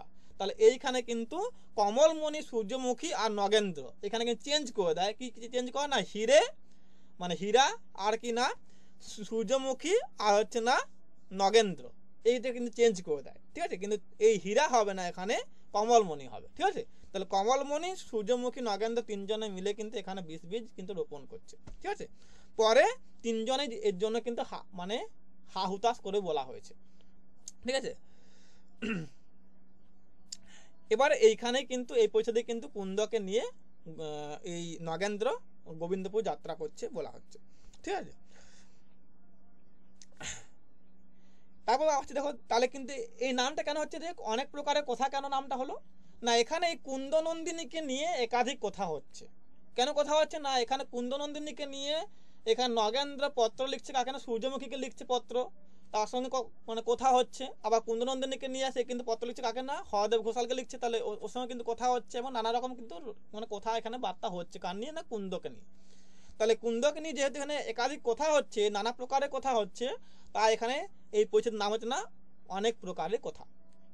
ঠিক আছে, এটা আছে 6 নাম্বার পরিচ্ছেদ, তা আছে তারাচরণ নাম। এখানে কিন্তু তারাচরণ নিয়ে কিন্তু বর্ণনা দেওয়া হয়েছে। তো দেখো এখানে কিন্তু পাচ্ছি প্রসঙ্গ আছে না, কালিদাসের মালিনীর প্রসঙ্গ আছে, কালিদাস কবি কালিদাসের কিন্তু মালিনীর প্রসঙ্গ আছে। এটা কিন্তু ভালো করে দেখবে, এটা কিন্তু পরীক্ষায় দিয়ে দেয়। তো কবি কালিদাস একটা কিন্তু মালিনী ছিল, যে কিনা কি করতো না, যে তাকে ফুল যোগান দিত। কবি কালিদাসের একটা মালিনী ছিল, সে কিন্তু তাকে ফুল যোগান দিত, এবং তার পরিবর্তে কি করতো না, কালিদাস তার লেখা যে কাব্যগুলো তা কিন্তু পাঠ করে তাকে শোনাতো। ঠিক আছে, তো একদিন মালিনী কিন্তু পুকুর থেকে একটা কিন্তু তার পুকুরে একটা কি হয়েছিল না, অপূর্ব পদ্ম ফুটেছিল, সে কিন্তু তা তুলে এনে ওই কালিদাসকে উপহার দিচ্ছে, এবং তার জন্য কিন্তু কালিদাস কি করছে না, মেঘদূত কিন্তু পড়ে তাকে শোনাচ্ছে। ঠিক আছে, তো মেঘদূত কাব্য কিন্তু রসের সাগর, কিন্তু তার কয়েকটা কবিতা, ঠিক আছে, কয়েকটা কিন্তু কবিতা কিন্তু নিরস ছিল, তাই তো। তো মালিনী সেই নিরস কবিতাগুলো শুনে পড়ে কিন্তু সে কিন্তু উঠে পালাচ্ছে। তখন কিন্তু কালিদাস তাকে জিজ্ঞাসা করছে যে তুমি কেন উঠে চলে যাচ্ছ। তখন সে বলছে যে তোমার কবিতায় রস নাই। তখন এই কালিদাস মালিনীকে বলছে, কালিদাস কিন্তু মালিনীকে বলছে যে তোমার কিন্তু স্বর্গে যাওয়া হবে না। কেন হবে না, না স্বর্গে কিন্তু কেননা স্বর্গে লক্ষ যোজন সিঁড়ি আছে, স্বর্গে লক্ষ যোজন সিঁড়ি আছে, এবং তুমি যদি এখানেই তুমি যদি মানে ধৈর্য না রাখতে পারো, তাহলে তোমার কিন্তু স্বর্গ আরোহণ হবে না। ঠিক আছে, বলা হচ্ছে, কারণ এই নিরস কবিতাগুলো কিন্তু ওই মেঘদূত কাব্যের কিন্তু সিঁড়ি, স্বর্গের সিঁড়ি বলা হচ্ছে। ওই নিরস কবিতাগুলোকে পেরিয়ে কিন্তু তার রস পাওয়া যাবে। তো তখন কিন্তু মালিনী স্বর্গ হারাবার ভয়ে কিন্তু মেঘদূত পুরো শুনছে, এবং শুনে পরে কিন্তু সে পরের দিন কিন্তু একটা মালা নিয়ে আসছে, তার নাম হচ্ছে না মদন মোহিনী নামে একটা কিন্তু বিচিত্র মালা গেঁথে কিন্তু এনে কিন্তু ওই কবি শিরে বা কবিকে পরিয়ে দিচ্ছে। তো দেখো আমরা এখানে একটা যাবো, এইখানে প্রশ্ন দিয়েছিল 2020 না 21 হবে বোধ হয়। দেখো পুরাণের মধ্যে থেকে তুমি কিন্তু পেয়ে যাবে, বললাম যে পুরানো বাইরে কোনো কিছু আসবে না, যেটা বলছি তার বাইরে কোনো প্রশ্ন আসবে না। দেখো এখানে পাচ্ছি, এখানে মালিনী কালিদাসের মেঘদূত শ্রবণান্তে প্রীতা হইয়া পরদিন ড্যাশ নামে বিচিত্রা মালা গাঁথিয়া আনিয়া কবি শিরে পড়াইয়া গেল। কি হয় বলো, এটা মদন মোহিনী, তাই তো। তো এইরকম প্রশ্ন আসবে, এটা কিন্তু নেটে দিয়েছিল, সেটের প্রশ্ন নয়, এটা কিন্তু নেটের প্রশ্ন 2021 বা 20 হবে। তো দেখো এখানে ওই লাইনটাকে এখানে তুলে দিয়েছে, এই যে মদন মোহিনী, এটা উত্তর হবে। ঠিক আছে, তো এই ক্লাসের বা নোটের বাইরে কোনো প্রশ্ন আসবে না, কিন্তু ভালো করে ফলো করতে হবে, ভালো করে পড়তে হবে, পড়লে কিন্তু তোমরা পেয়ে যাবে। ঠিক আছে, নোট থেকে বা আমার ক্লাস থেকে কিন্তু প্রশ্ন পেয়ে যাবে, একটু ভালো করে কিন্তু পড়তে হবে। ঠিক আছে, তো এবার দেখো আসছি তারপরে,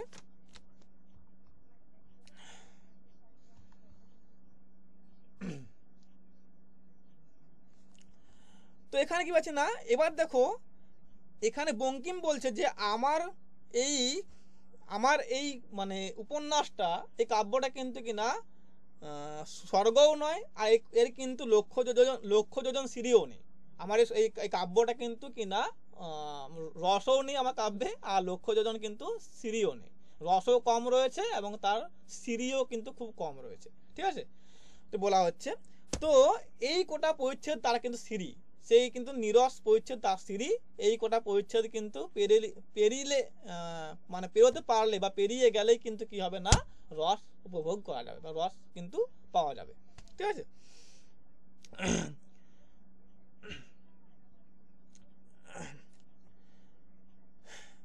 এবার দেখো যেহেতু নামটা তারাচরণ, তাহলে এখানে কিন্তু সেই তারাচরণের কাহিনীটা এসে পড়ছে। তো সূর্যমুখীর কিন্তু পিত্রালয় কোথায় না, কন্যগড়ে তার কিন্তু পিত্রালয় কন্যগড়, এবং তার পিতা কিন্তু একজন ভদ্র কিন্তু কায়স্থ। ঠিক আছে, আর ওখানে মনে রাখবে যে ওখানেও কিন্তু এই যে কুন্দনন্দিনী এও কিন্তু কায়স্থ ছিল, মনে রাখবে, এটা কিন্তু পরীক্ষা আসতে পারে, ও কিন্তু কায়স্থ ছিল। ঠিক আছে, মনে রাখবে। তো এই এই যে সূর্যমুখীর যে পিতা সে কিন্তু কি করতো না, সে একটা কলকাতাটা কোনো হাউসে কেশিয়ারই কাজ করতো, ঠিক আছে, কেশিয়ার ছিল, ঠিক আছে। সূর্যমুখী তার একমাত্র সন্তান এবং শিশুকালে শ্রীমতী নামে কিন্তু একজন বিধবা কায়স্থ দাস কন্যা দাসীভাবে কিন্তু তাকে কিন্তু লালন পালন করেছিল এবং তার একটি কিন্তু পুত্র ছিল, তার নাম হচ্ছে না তারাচরণ, ঠিক আছে। এবং পরবর্তীকালে কি হচ্ছে না, সেই তারাচরণের সঙ্গে কিন্তু সূর্যমুখী কিন্তু ভ্রাতৃত্ব সম্পর্ক মানে ভাইয়ের সম্পর্ক স্থাপিত হচ্ছে এবং সেই তারাচরণের সঙ্গে সে কিন্তু একসঙ্গে খেলছে, খাচ্ছে, পড়াশোনা করছে, ঠিক আছে, এবং বড় হয়ে উঠছে। পরবর্তীকালে কি হচ্ছে না, এই তারাচরণের মা শ্রীমতী কি করছে না, একজন ওখানেরই ওই গ্রামের একজন পুরুষের সঙ্গে পালিয়ে যাচ্ছে এবং গৃহত্যাগ করছে এবং তার ফলে কি হচ্ছে না, এই তারাচরণ কিন্তু একা হয়ে পড়ছে। তখন এই তারাচরণ এক অবৈতনিক মিশনারিতে কিন্তু কি করছে না, স্কুলে ইংরেজি শিখতে আরম্ভ করছে, ভালো বুঝো। তখন কিন্তু যখন তার মা তাকে ছেড়ে পালাচ্ছে তখন কিন্তু এই তারাচরণ কিন্তু এক অবৈতনিক মিশনারি স্কুলে ইংরেজি শিখতে আরম্ভ করছে, ঠিক আছে। এবং পরে সূর্যমুখী যখন বিয়ে হয়ে যাচ্ছে তখন তার কয়েক বছর পরে এই সূর্যমুখীর পিতা কিন্তু পরলোক গমন করছে বা মারা যাচ্ছে এবং সূর্যমুখী তখন এই নগেন্দ্রকে বলে তার একটা গ্রামে একটা স্কুল বা একটা কিন্তু টোল খোলা করাচ্ছে এবং ওইখানে কিন্তু তারাচরণকে মাস্টার হিসেবে নিয়োগ করা হচ্ছে, ঠিক আছে।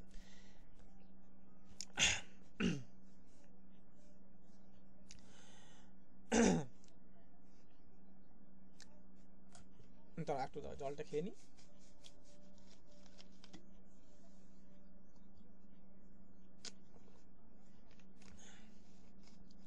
বুঝতে পারছো তো ক্লাসটা? কোনো প্রবলেম হয়নি তো কারোর? বুঝতে পারছো ক্লাসটা? বুঝতে পারছো? রেসপন্স নেই কেন?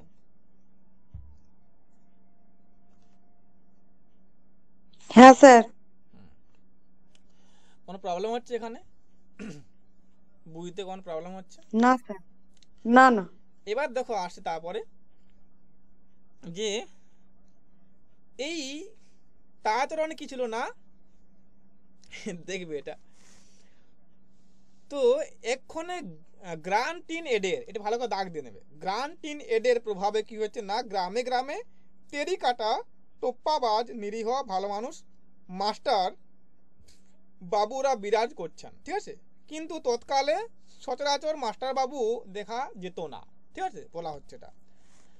তার জন্য কিন্তু কিনা তারাচরণ কি হয়ে যাচ্ছে না, এই গ্রামের একজন দেবতা হয়ে যাচ্ছে, দেবতার মধ্যে মানে মতো হয়ে যাচ্ছে আর কি, মানে মধ্যে পড়ছে আর কি, ঠিক আছে।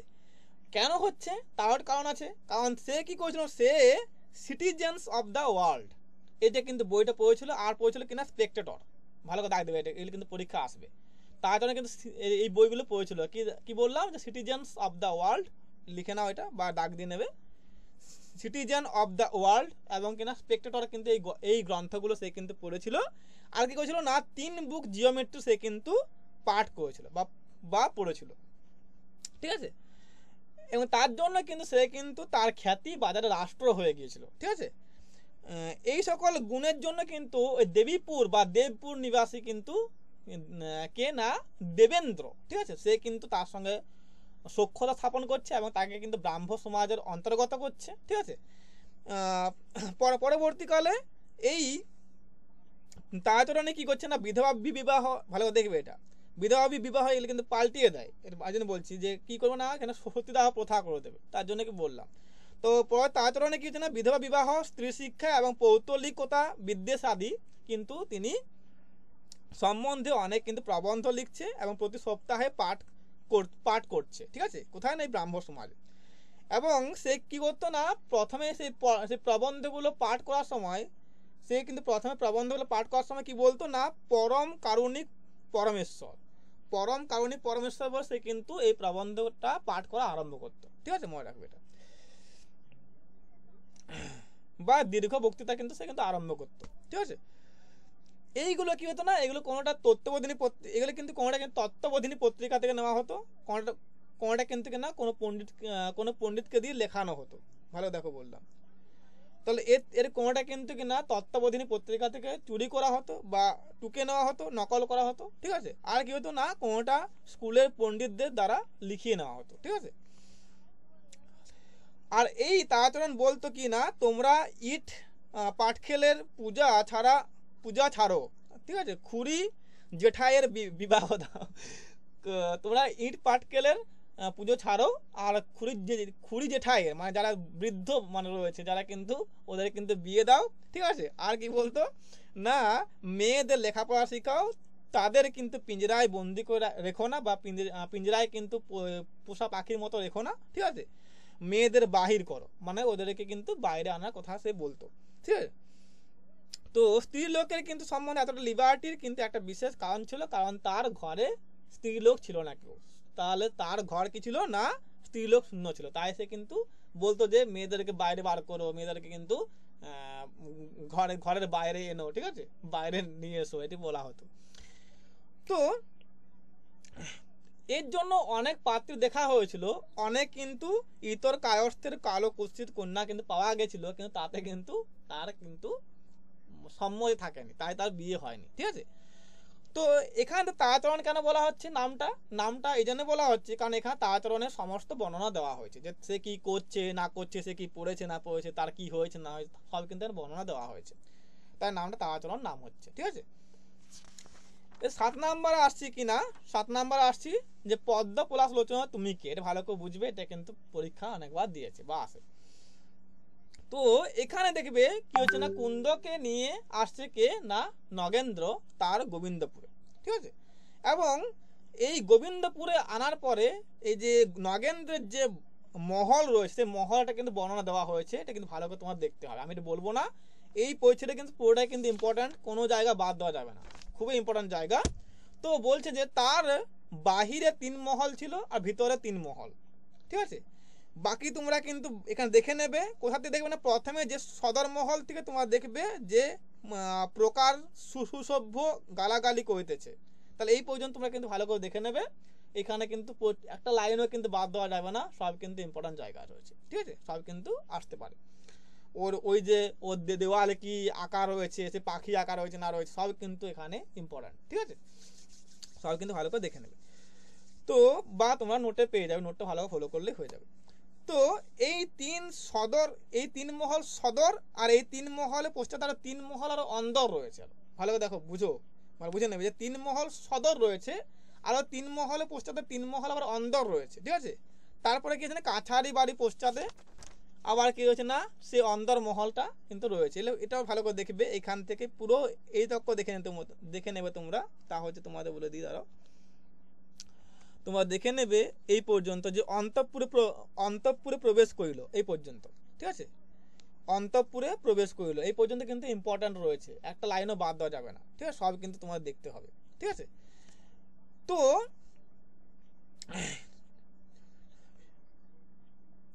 এবার দেখো, যখন তাকে অন্দরমহলে নিয়ে যাওয়া হচ্ছে কুন্দকে, তখন সূর্যমুখী আসছে, এবং সূর্যমুখীকে দেখে কুন্দ ভাবছে যে এ তো সেই যে মেয়েটি নয় যাকে সে স্বপ্নে দেখেছিল, ঠিক আছে, সে কিন্তু নয়, সে ছিল শ্যামাঙ্গী ছিল, তো এতে কিন্তু কিনা শ্যামাঙ্গী নয়, ঠিক আছে। তা সূর্যমুখী কেমন দেখতে না, সূর্যমুখী দেখো এখানে তাকে একটা বর্ণনা দেওয়া হয়, তার লাবণ্যে, তার রূপে একটা বর্ণনা দেওয়া হয়েছে, এটা ভালো করে দেখে নেবে। তো সূর্যমুখী কিনা পূর্ণচন্দ্র তুল্য তপ্ত কাঞ্চন বর্ণা, সূর্যমুখী পূর্ণচন্দ্রতুল্য তপ্ত কাঞ্চন বর্ণা, তাহার চক্ষু সুন্দর বটে, কিন্তু যে প্রকৃতির চক্ষু স্বপ্নে দেখিয়াছিল সে চক্ষু এ নহে, ঠিক আছে। সূর্যমুখীর চক্ষু সুদীর্ঘ আর অলক স্পর্শী, ভ্রুযুগ সমাশ্রিত, কমনীয় বঙ্কিম পল্লব রেখার মধ্যস্থ, স্থূল কৃষ্ণ তারা সোনাত মণ্ডলাংশের আকারে ঈষৎ স্ফীত, উজ্জ্বল অথচ মন্দগতি বিশিষ্ট, ভালো করে দেখে নেবে, এটা কিন্তু আসবে, এটা কিন্তু খুবই ইম্পর্টেন্ট জায়গা, এখান থেকে প্রশ্ন আসতে পারে, ঠিক আছে। তো স্বপ্নাদিষ্টা কিন্তু যাকে সে স্বপ্ন দেখেছিল সে কিন্তু কিনা খর্বাকৃত, মানে গেরা ছিল, মানে বেটে ছিল আর কি, ঠিক আছে। আর কিছু না, সূর্যমুখীর আকারে কিঞ্চিত দীর্ঘ বাতালন্দিত, মানে তার কিন্তু বাতালন্দিত লতার ন্যায় সৌন্দর্যভাবে দুলছে, এরকম একটা ভাব ছিল তার, ঠিক আছে। আর স্বপ্নদৃষ্টার বয়স 20 অধিক হবে না, কিন্তু এই সূর্যমুখীর বয়স কত না 26 বছর, মানে 26 বছর, তাহলে মনে রাখবে যে এখানে হীরার কিন্তু বয়স বলা হয়েছে কুন্দনন্দিনীর মতে কিন্তু হীরার বয়স 20 বছর এবং এই সূর্যমুখীর বয়স কত হবে 26 বছর বয়স হবে। ঠিক আছে, তারপর পাচ্ছি দেখি না এই কুন্দ, এবার দেখো এই কুন্দনন্দিনীকে কিন্তু সূর্যমুখী তার সমস্ত পরিচারিকার সঙ্গে কিন্তু মানে তার সমস্ত দিদিদের সঙ্গে কিন্তু পরিচয় করে দিচ্ছে, বলছে যে এই কুন্দের সঙ্গে আমি তারাচরণে বিবাহ দিব, অতএব ইহাকে তুমি আমার ভাইজের মতো যত্ন করবে। ঠিক আছে, তোমরা কিন্তু একে আমার ভাইজের মতো যত্ন করবে। ঠিক আছে, এবার সেই তারার উপর দায়িত্ব পড়ছে কার না কুন্দনন্দিনীর কিন্তু দেখাশোনা। ঠিক আছে, তখন তারাকে দেখে কিন্তু এই কুন্দনন্দিনী বুঝতে পারছেন যে একে আমি কিন্তু স্বপ্নে দেখেছিলাম সেই দিনে, যেখানে ওই যে ছায়ারূপ মানে ওই ছায়ারূপী মা এসে আমাকে এই এই মেয়েটিরই কিন্তু ছবি দেখিয়েছিল, কার না তারা, এই সরি তারা বলছে হীরার, এই এই সরি হীরা হবে, তারা বলে ফেলছেন। তো ছদ্ম মানে ওই যে ছায়ারূপী তার মা এসে কিন্তু এই হীরারই কিন্তু তাকে ছবি দেখিয়েছিল। তো ওই হীরাকে দেখে তার কিন্তু মনে হচ্ছে যে এই সে মানে এই সেই ব্যক্তি বা এই সেই মেয়ে যাকে আমি স্বপ্নে দেখেছিলাম। তখন হীরাকে এই কুন্দ প্রশ্ন করছে যে তুমি কে গা। ঠিক আছে, তো যেহেতু হীরার চোখগুলো কি ছিল না পদ্ম পলাশ মানে পদ্ম এবং পলাশ ফুলের মতো ছিল, পদ্ম পলাশ লোচনা বলা হচ্ছে হীরাকে, পদ্ম পলাশ লোচনা মানে পদ্ম এবং পলাশ ফুলের মতো তার চোখগুলো ছিল, তার চোখগুলো পদ্ম এবং পলাশ ফুলের মতো ছিল। ঠিক আছে, তো তাই তাকে পদ্ম পলাশ লোচনা এবং শ্যামাঙ্গী বলা হচ্ছে। ঠিক আছে, তো এই পদ্ম পলাশ লোচনা হীরাকে দেখে তখন এই কুন্দ প্রশ্ন করছে যে তুমি কে, তুমি কে গা। তখন কিন্তু তার উত্তর হীরা বলছে যে আমার নাম হীরা।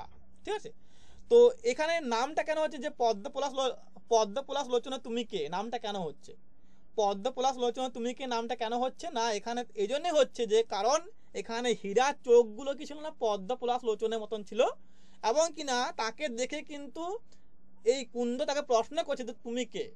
তাহলে এই হীরার চোখটা হচ্ছে না পদ্ম পলাশ লোচনের মতো, আর কিনা তাকে দেখে কিন্তু কুন্দ প্রশ্ন করছে যে তুমি কে, তাহলে এই জন্য কিন্তু নামটা হচ্ছে না পদ্ম পলাশ লোচনের তুমি কে। ঠিক আছে, এবার দেখা আছে না 8 নাম্বার আসছি যে পাঠক মহাশয় বড় রাগের কারণ। এখানে কি হচ্ছে না এখানে পাঠক মহাশয় কিন্তু বিরক্ত হচ্ছে এই কারণেই যে বিভিন্ন কিন্তু কাব্যে দেখা যায় যে নায়িকার বিয়ে কিন্তু শেষে গিয়ে হয়, লাস্টে গিয়ে হয়, কিন্তু এখানে বঙ্কিম বলছেন যে আমি যেহেতু আগে তার বিয়ে দেখিয়ে দিচ্ছি বা বিয়ে দিচ্ছি, তাহলে কিন্তু তাই পাঠক মহাশয় হয়তো রাগ হতে পারে বা বিরক্ত হতে পারে, বা তার কিন্তু বিরক্তের কারণ হতে পারে এটা। কিন্তু কি বলছে দেখো এই জন্য এটা নাম হচ্ছে না পাঠক মহাশয়ের বড় রাগের কারণ। ঠিক আছে, আর কিছু নয়। এবার সৌন্দর্যের, এবার দেখো এই যে তারাচরণের সঙ্গে তার বিয়ে হয়েছে, বিয়ে হচ্ছে এখানে, তো এখানে বিয়ে হবে আর কি, এখনো হয়নি, তো এই পরিচ্ছেদে হবে। তো তারাচরণের সঙ্গে যখন বিয়ে হবে তো তারাচরণের দেখো কি বলছে যে তারাচরণের সৌন্দর্যের মধ্যে তামাটা কিন্তু বর্ণ আর খাঁদা নাক। ঠিক আছে, বীর্য কেবল স্কুলের ছেলে মহলের প্রকাশ, আর প্রণয়ের বিষয়টা কুন্দনীর সঙ্গে তার কত দূর ছিল বলতে পারছেন না। ঠিক আছে, আর কিন্তু আর কি ছিল না তার এই কুন্দের সঙ্গে প্রণয় না থাকলেও বা প্রেম না থাকলেও কিন্তু কিনা একটা বানরের সঙ্গে তার কিন্তু অল্প অল্প প্রেম ছিল। তাহলে বুঝলে, তাহলে কি বলছে যে এখানে কুন্দের সঙ্গে তার প্রেম না থাকলেও কিন্তু একটা বানরের সঙ্গে তার কিন্তু অল্প অল্প প্রেম ছিল বা প্রেমের সম্পর্ক ছিল বলা হচ্ছে। ঠিক আছে, তো তো যখন কুন্দকে নগেন্দ্র তার বাড়িতে নিয়ে আসছে গোবিন্দপুর, তখন কিন্তু তার সঙ্গে তারাচরণের বিয়ে হচ্ছে। ঠিক আছে, এবং সুন্দরী স্ত্রী নিয়ে কিন্তু এই তারাচরণ কিন্তু বিপদে পড়ছে, কারণ সেই যে বলেছিল সে যে আমি আমার বিয়ে হলে আমার স্ত্রীকে বাইরে বার করব। ঠিক আছে, জিনানা ভাঙবো। ঠিক আছে, এটা বলা হয়েছিল। তো এখানে কিন্তু যখন সেই দেবেন্দ্র সে বলছিল যে আমার স্ত্রী হলে আমার কিন্তু বিয়ে হলে আমার স্ত্রীকে আমি কিন্তু মানে বাইরে বার করব, জেনানা প্রথা ভাঙবো। ঠিক আছে, মানে পর্দা প্রথা ভাঙবো। ঠিক আছে, তো যেহেতু এখানে এখানে তারাচরণের বিয়ে হয়ে গেছে, তখন কিন্তু সেই দেবেন্দ্র এবার প্রশ্ন করছে যে তাহলে তুমি তোমার বউকে বাইরে বার করো, আমার সঙ্গে পরিচয় করিয়ে দাও, আমার সঙ্গে কিন্তু আলাপ করিয়ে দাও। ঠিক আছে,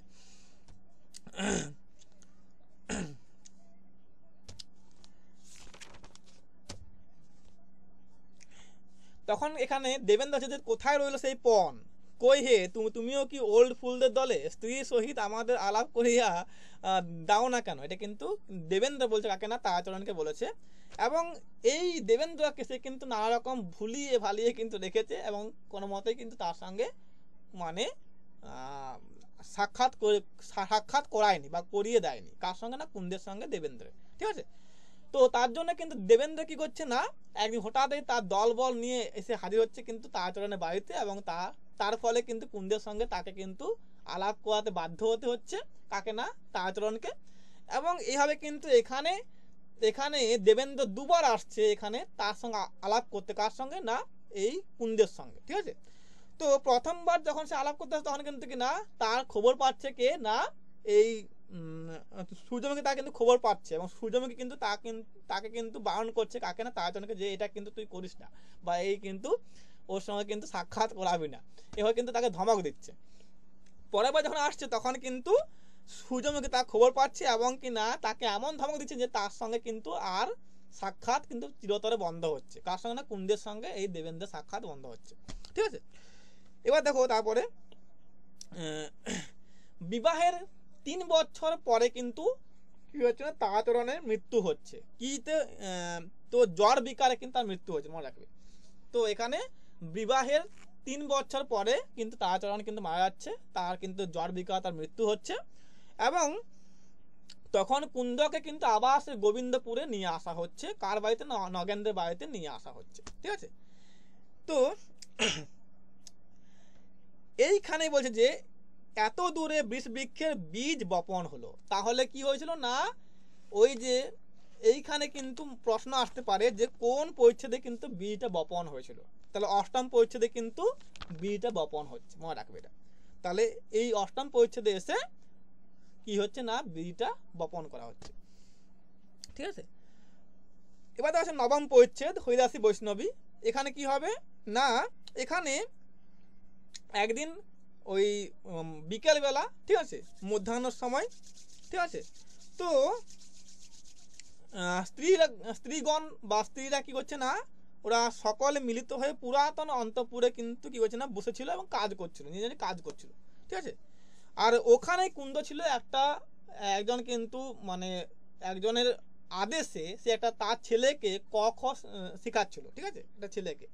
এবং সেই ছেলেটা কি না, একটা ছেলে সন্দেশ খাচ্ছে, সেই সন্দেশের দিকে তাকিয়েছিল। তার কিন্তু এই লেখাপড়ায় কিন্তু তার মন ছিল না।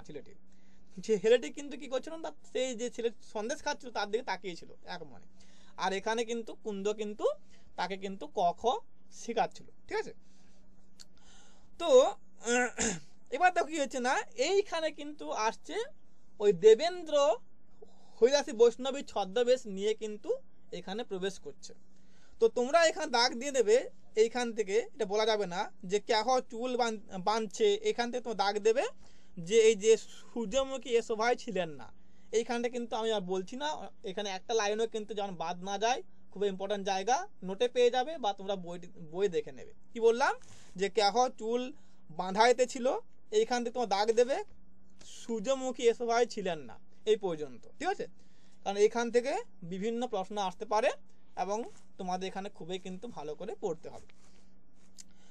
দেখো কিন্তু ওই যে বললাম, কুন্দ কিন্তু একটা ছেলেকে পড়াচ্ছিল এবং ক খ শেখাচ্ছিল, এবং সেই ছেলেটি কিন্তু একটা অপর ছেলের সন্দেশ খাওয়া দেখছিল, এবং সে চাইছিল যে কখন সেই সন্দেশটা আমি কেড়ে খাবো আর কি, সেটা চাইছিল। তো সেই সময় কিন্তু ওই দেবেন্দ্র কিন্তু হরিদাসী বৈষ্ণবী ছদ্মবেশে আসছে এবং এসে বলছে কিনা জয় রাধে বলে কিন্তু এখানে সে ঢুকছে। তখন নগেন্দ্র ঠাকুর বাড়িতে কিন্তু নিত্য কিন্তু অতিথি সেবা হতো, এবং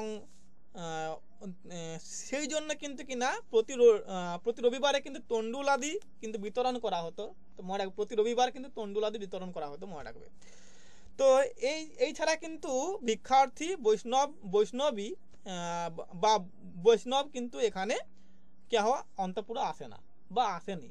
তাহলে এছাড়া কিন্তু কোনো বৈষ্ণবী এই অন্তঃপুরে আসেনি ভিক্ষার জন্য। ঠিক আছে, বলা হয়েছে।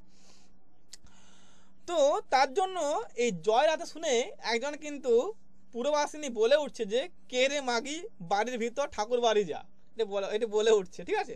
তখন কিন্তু দেখো এখানে তারপরে যখন ওই ওই পূর্বাসিনী যখন বাইরে বেরিয়ে এসে দেখছে যে এটা সুন্দর একটা মেয়ের বেশি একটা কিন্তু বৈষ্ণবী এসেছে, তখন তার রূপে মুগ্ধ হয়ে সে বলছে যে ও মা, এ আবার কোন বৈষ্ণবী গো। ঠিক আছে, তো এটা ভালো করে দেখবে। এবার দেখো এই এই হৈরাসী বৈষ্ণবীর একটা কিন্তু রূপের বর্ণনা দেওয়া হয়েছে, এটা ভালো করে দেখতে হবে।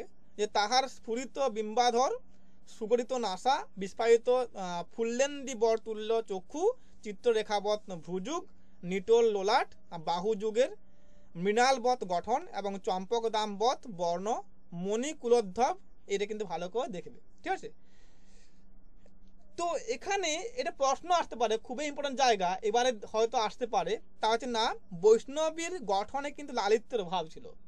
যদি কেউ ভালো করে দেখতো, লক্ষ্য করতো, তাহলে কিন্তু কি হচ্ছে না, বৈষ্ণবীর গঠনে লালিত্যের ভাব ছিল। চলন ফেরন এ সকলও কিন্তু কিনা পৌরুষেও, মানে পৌরুষের মতো, মানে পুরুষের মতো। ঠিক আছে, তাহলে বৈষ্ণবী কিনা গঠনে কিছু লালিত্যের ভাব ছিল এবং তার চলন ফেরনে কিন্তু কিনা এ সকল কিন্তু পুরুষের মতো, তাই তো? এটা কিন্তু কেউ লক্ষ্য করেনি, কিন্তু প্রশ্ন আসতে পারে। তাহলে বৈষ্ণবী নাকে কিন্তু রসকলি ছিল এবং কিনা মাথায় টেরি কাটা ছিল। তাহলে পরনে কিন্তু কালা পেরে সিমলা ধুতি ছিল, হাতে একটি খঞ্জনি ছিল, আর হাতে পিতলে বালা এবং তাহার উপরে জল তরঙ্গ চুরি ছিল। ভালো করে দেখে নেবে, এগুলো পরীক্ষা আসতে পারে, খুবই মানে ইম্পর্টেন্ট জায়গা। তো স্ত্রী লোকের মধ্যে একজন কিন্তু বয়োজ্যেষ্ঠা বলছে যে হ্যাঁ গা, তুমি কে গা? ঠিক আছে, তখন কিন্তু ওই হৈদাসী বৈষ্ণবী বলছে যে আমার নাম হৈদাসী বৈষ্ণবী, মা ঠাকুরানী গান শুনবে। তো এইখানে দেখো, এই যে গান শুনবে, তখন কিন্তু সবাই শুনবো শুনবো বলছে এবং কিনা বিভিন্ন গান তারা ফরমাস করছে। এটা কে কি গান ফরমাস করেছিল, এটা কিন্তু পরীক্ষা আসবে। ঠিক আছে, এটা কিন্তু খুবই ইম্পর্টেন্ট জায়গা। তো মনে রাখবে যে কুন্দ কিন্তু গীত প্রিয় ছিল এবং বৈষ্ণবী গান করবে শুনে সে কিন্তু ওই ছেলেকে যে পড়াচ্ছে সেটা বন্ধ করে সে একটু এগিয়ে যাচ্ছে, কার দিকে না, এই বৈষ্ণবীর দিকে। এবং তখন সেই ছেলেটি আর পড়া থেকে মানে সেই পড়ার মধ্যে না থেকে সে কিন্তু দ্রুত উঠে গিয়ে সেই ছেলেটির হাত থেকে সন্দেশ কেড়ে খাচ্ছে এবং এটাও, হ্যাঁ ওটাই হয় বোধ হয়।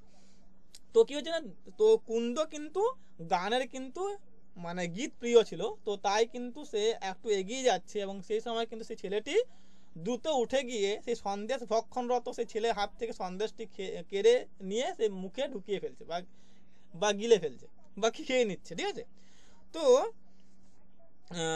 এবার দেখো, এবার যেহেতু গান হবে তাই কিন্তু বিভিন্ন ব্যক্তি বিভিন্ন গান ফরমাস করছে, বিভিন্ন মেয়ে কিন্তু বিভিন্ন কিন্তু গান ফরমাস করছে। তো এইগুলো কিন্তু ভালো করে মনে রাখবে। তো কেউ বলছে যে গোবিন্দ অধিকারী, তার প্রথমে কিন্তু কেউ কিন্তু গোবিন্দ অধিকারী ফরমাস করেছিল। কেউ বলছে না গোপাল উড়ে, তাহলে গোপাল উড়ে কিন্তু তারপরে কেউ কিন্তু প্রথমে হচ্ছে গোবিন্দ অধিকারী, তারপরে হচ্ছে গোপাল উড়ে। তারপরে যে একজন কিন্তু দাশরথী কিন্তু পাঁচালি পড়ছিল, তো দাশরথী পাঁচালি পড়ার জন্য সে কিন্তু বলছে দাশরথীরই কিন্তু গান গাইতে হবে, এটা বলছে আর কি। ঠিক আছে, তো দুই একজন কিন্তু প্রাচীনা কৃষ্ণ বিষয়ক কিন্তু হুকুম দিচ্ছে বা গান গাইতে বলছে। ঠিক আছে, তার এই টিকা করতে গিয়ে মধ্যবয়সীরা কিন্তু সখী সংবাদ কিন্তু এবং বিরহ বলে মতভেদ প্রচার করছে। তাহলে কিন্তু মধ্যবয়সীরা কিন্তু কিনা সখী সংবাদ আর কিন্তু বিরহ এইগুলো কিন্তু গাইতে বলছিল। ঠিক আছে, ভালো করে বুঝবে, এটা কিন্তু পরীক্ষা আসবে। তার মধ্যবয়সীরা কিন্তু সখী সংবাদ আর কিন্তু বিরহ গাইতে বলেছিল। ঠিক আছে, তারপর দেখো আসছে না কেহ বলছে যে গোষ্ঠ, কোনো লজ্জাহীনা যুবতী বলছে যে নিধু টোপ্পা গাইতে হয়তো গা, না হলে শুনবো না। ঠিক আছে, এটা বলা হচ্ছে। তো একটি অস্ফুট বাচ্চা বালিকা বৈষ্ণবীকে শিক্ষা দেওয়ার অভিপ্রায় গেয়ে দিচ্ছে কিভাবে না, তোলা দাস নে দাস নে দাস নে দুতি, এটা বলে গেয়ে দিচ্ছে। ঠিক আছে, তো বৈষ্ণবী সবাইকার ফরমাস শোনার পরে কি করছে না, কুন্দকে বলছে যে তো তোমার কি কোনো মানে কোনো ফরমাস রয়েছে। তখন সেই কুন্দের পাশে কিন্তু একটা বয়স্ক ছিল, মানে বয়স্ক একটা মানে মহিলা ছিল, সে কিন্তু কুন্দকে বলছে যে কীর্তন গাইতে বল না। এবং সেই কিন্তু কুন্দের হয়ে বলছে যে কুন্দ বলছে যে কীর্তন গান করতে। কাকে বলছে না, এই বৈষ্ণবীকে বলছে, হয়ে যাচ্ছে বৈষ্ণবীকে সে বৃদ্ধা বলে দিচ্ছে যে কুন্দ কিন্তু কীর্তন গান গাইতে বলছে। তো এটা শোনার পরে কিন্তু কিনা সেই বৈষ্ণবী বা হরিদাসী বৈষ্ণবী কিন্তু কীর্তন গান আরম্ভ করছে। তো এটা দেখে কিন্তু অন্যরা কিন্তু অবাক হচ্ছে এবং এটা কিন্তু একটু হিংসার চোখে দেখছে। ঠিক আছে, তো এখানে দেখো এখানে এই বৈষ্ণবী বা হরিদাসী বৈষ্ণবী কিন্তু কি করছে না, প্রথমে যে গান গায় তা হচ্ছে না শিব মুখ পঙ্কজ দেখবো বলে হে তাই এসেছিলাম এ গোকুলে। এটা কিন্তু ভালো করে দেখবে, এটা কিন্তু পরীক্ষায় আসে। শ্রী মুখ পঙ্কজ দেখবো বলে হে তাই এসেছিলাম এই গোকুলে, এই গানটা সে কিন্তু প্রথমে আরম্ভ করছে। ঠিক আছে, তো গীত সমাপ্ত হলে কিন্তু কুন্দনন্দিনীকে এই বৈষ্ণবী কিন্তু বলছে যে গান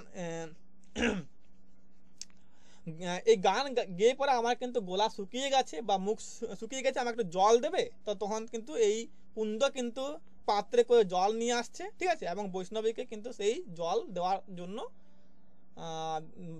কিন্তু চেষ্টা করছে। তখন সে বলছে যে তোমার পাত্রে আমি জল নেব না, তুমি আমাকে জল ঢেলে দেবে, চলো, আমি কিন্তু জাতি বৈষ্ণবী নয়। ভালো করছে কি বললাম, তখন যে তোমার হাতে আমি জল নেব না, তুমি আমাকে জল ঢেলে দাও, আমি কিন্তু জাতি বৈষ্ণবী নই। মানে কি না, সে কিন্তু অন্য জাত থেকে হয়তো বৈষ্ণবী হয়েছে বলে এটা কিন্তু এই কুন্দের কিন্তু মনে হয়েছে যে সে কিন্তু হয়তো নিজ জাতি ছিল এবং সে কিন্তু আস্তে আস্তে কিন্তু বৈষ্ণবী হয়ে গেছে, এটা কিন্তু কুন্দের মনে হয়েছে। তাই সে কুন্দ কি করছে না, আর দূরে একটা কিন্তু জল ফেলার জায়গা আছে, ওখানে যাচ্ছে এবং ওখানে কিন্তু ওকে জল ঢেলে দিচ্ছে হাত ধোয়ার জন্য। এবং তখন কিন্তু এই দেবেন্দ্র রূপী ওই যে বৈষ্ণবী ও হরিদাসী বৈষ্ণবী সে কিন্তু আস্তে আস্তে কিন্তু বলছে এই কুন্দকে যে তোমার শাশুড়ি যে কিনা ভ্রষ্টা ছিল, সে কিন্তু আমার বাড়িতে আছে, আমার কাছে আছে, তুমি চাইলে তার সঙ্গে দেখা করতে পারো, তার জন্য তোমাকে কিন্তু আমার সঙ্গে যেতে হবে আমার বাড়িতে। মানে বুঝে কি বললাম, দাঁড়াও, কি বলছে এখানে যে তোমার যে শাশুড়ি যে কিন্তু কুল ভ্রষ্ট হয়েছিল, যে কিন্তু ঘর থেকে বেরিয়ে গিয়েছিল বা গৃহ ত্যাগ করেছিল, সে কিন্তু আমার বাড়িতে আছে এবং তুমি চাইলে তার সঙ্গে দেখা করতে পারো। তুমি কিন্তু যদি চাও তাহলে আমার সঙ্গে তোমাকে আমার বাড়িতে যেতে হবে এবং তার সঙ্গে দেখা করতে পারবে তুমি। ঠিক আছে, এটা বলা হচ্ছে। তো তখন কুন্দ বলছে যে আমি কিন্তু সূর্যমুখীর আদেশ ছাড়া বা তার অনুমতি ছাড়া কিন্তু যাব না, এবং সে না বললে কিন্তু আমি কখনো যাব না। তো ও কোনো রকম রাজি হচ্ছে না। তখন এই এই বৈষ্ণবী বলছে যে হ্যাঁ, তুমি তাহলে সূর্যমুখীকে বলে রাখবে এবং একটু কান্নাকাটি করে বলবে যাতে সে তোমাকে যেতে অনুমতি দেয় আর কি। তো আমি একদিন আসবো, তোমাকে সেই দিনে আমার বাড়িতে নিয়ে যাব। তো এটা কিন্তু এখানে আমরা পাচ্ছি। ঠিক আছে,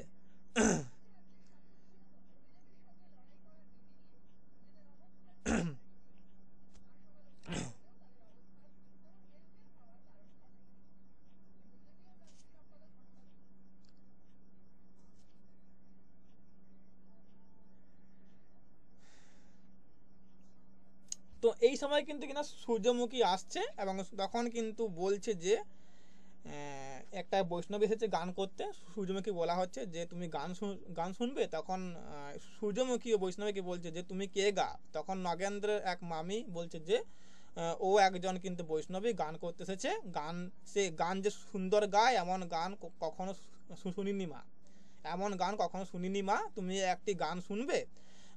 গা তো হরিদাসী একটি ঠাকুরন বিষয়ক গা। তাহলে কিন্তু এই যে নগেন্দ্রের মামি, সে মামি স্থানীয় ব্যক্তি কিন্তু এই হরিদাসী বৈষ্ণবে কিন্তু কিনা কি বলছে যে একটা ঠাকুরন বিষয়ক গাইতে বলছে, ঠাকুরন বিষয়ক গাইতে বলেছিল, মনে রাখবে। তখন এই বৈষ্ণবী বা হরিদাসী বৈষ্ণবী গান গাইছে কিনা আইরে চাঁদের কোনা তোরে খেতে দেবো ফুলের মধু পড়তে দেবো সোনা। ঠিক আছে, এটা কিন্তু গাইছে এবং তাতে করে কিন্তু সূর্যমুখী কিন্তু প্রসন্ন হচ্ছে এবং তার কিন্তু ভালো লাগছে এবং সে কিন্তু অনেক তাকে কিন্তু পুরস্কৃত করছে আর কি। ঠিক আছে,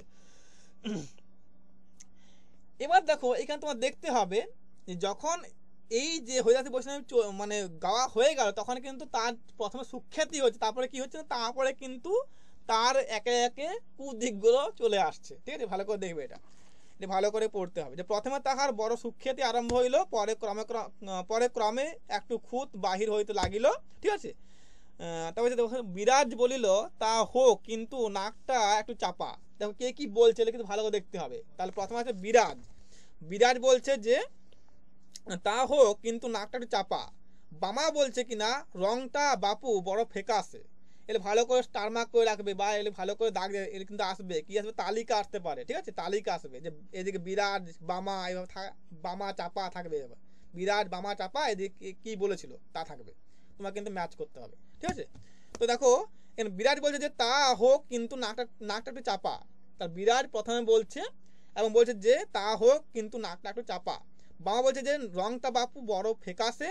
তখন চন্দ্রমুখী বলছে হবে কিনা চুলগুলো যেন সনের দড়ি, ঠিক আছে। তখন চাপা বলছে কিনা কপালটা একটু উঁচু। কমলা কি বলছে না ঠোঁট দুখানা পুরু। আর হারানি বলছে কিনা গরমটা বড় কাট কাট, ঠিক আছে। প্রমাদ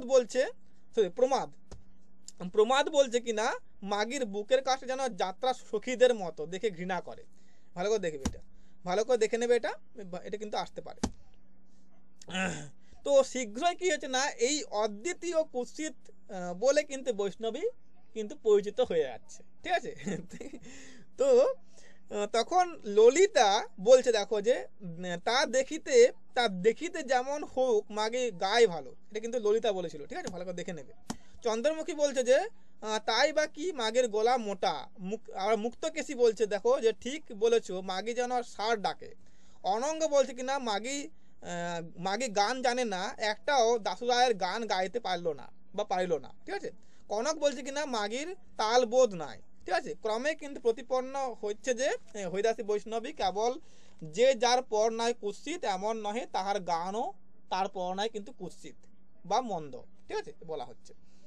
তো এইভাবে কিন্তু এখানে যাচ্ছে এই পরিচ্ছেদটা। তো যেহেতু এখানে হরিদাসী বৈষ্ণবীকে নিয়ে কিন্তু কথা হচ্ছে, তাই নামটা হচ্ছে না হরিদাসী বৈষ্ণবী। এটা 10 নাম্বার পরিচ্ছেদে আসছি, তার জন্য বাবু। এখানে কি হবে না, এখানে এই দেবেন্দ্র সেই হরিদাসী বৈষ্ণবীর বেশ থেকে যখন সে যাচ্ছে তার বাড়িতে, তখন কিন্তু সে রেল লাইনে সেই ফটক পেরিয়ে তার সে বাগান বাড়ি পেরিয়ে কিন্তু সেই গৃহে প্রবেশ করছে, এবং তার সেই পরচুলা খুলছে, এবং তার সেই কাপড় দিয়ে তৈরি কিন্তু সেই স্তন যুগল খুলছে। এগুলো কিন্তু ভালো দেখে নেবে, এগুলো কিন্তু পরীক্ষা আসবে, ঠিক আছে। এখানটা কিন্তু ভালো করে দেখবে, আমি আর বলছি না। এইটা কিন্তু খুবই ইম্পর্টেন্ট জায়গা, এখানে একটা লাইনও বাদ দেওয়া যাবে না এই পরিচ্ছেদে, ঠিক আছে। সবাই কিন্তু ইম্পর্টেন্ট, ঠিক আছে। তো এইখানে দেখো বলছে যে দেবেন্দ্র এবং এই নগেন্দ্র কিন্তু একই কিন্তু বংশোদ্ভূত, ঠিক আছে। এবং এই নগেন্দ্রের বাবার সঙ্গে দেবেন্দ্রের বাবার কিন্তু এটা কিন্তু সম্পত্তি নিয়ে কিন্তু মামলা মোকদ্দমা হচ্ছে, ঠিক আছে। এবং মামলা মোকদ্দমাতে কি হচ্ছে না নগেন্দ্রের বাবা কিন্তু জয়ী হচ্ছে, এবং সে কিন্তু তার জন্য শ্রীবৃদ্ধি করছে, এবং দেবেন্দ্রের বাবা কিন্তু কিনা মানে হেরে গিয়ে কিন্তু সে কিন্তু কি হচ্ছে না সেই তার প্রতিপত্তি মানে হারাচ্ছে, ঠিক আছে। এবং এই নগেন্দ্র হচ্ছে গোবিন্দপুরের কিন্তু জমিদার, আর এদিকে কিন্তু এই দেবেন্দ্র হচ্ছে কোথায় না হরিপুরের মানে যাকে সেই হরিপুর বলছিল, কিন্তু এখানে বলছে দেবীপুরে কিন্তু সে কিন্তু জমিদার, কে না এই দেবেন্দ্র, ঠিক আছে। তো এবার দেখো কি হচ্ছে না এই যখন এই দেবেন্দ্র বাবা দেখলো যে আমি কিন্তু মামলা হেরে গেছি, যখন আমি মামলা হেরে গেছি তখন কিন্তু দেবেন্দ্র বিয়ে দেওয়া প্রয়োজন। তখন সে কিন্তু সেই দেবীপুরের একটা কিন্তু দাঁড়া আমি আসছি, জলটা একটু খেয়ে নিতে আসছি।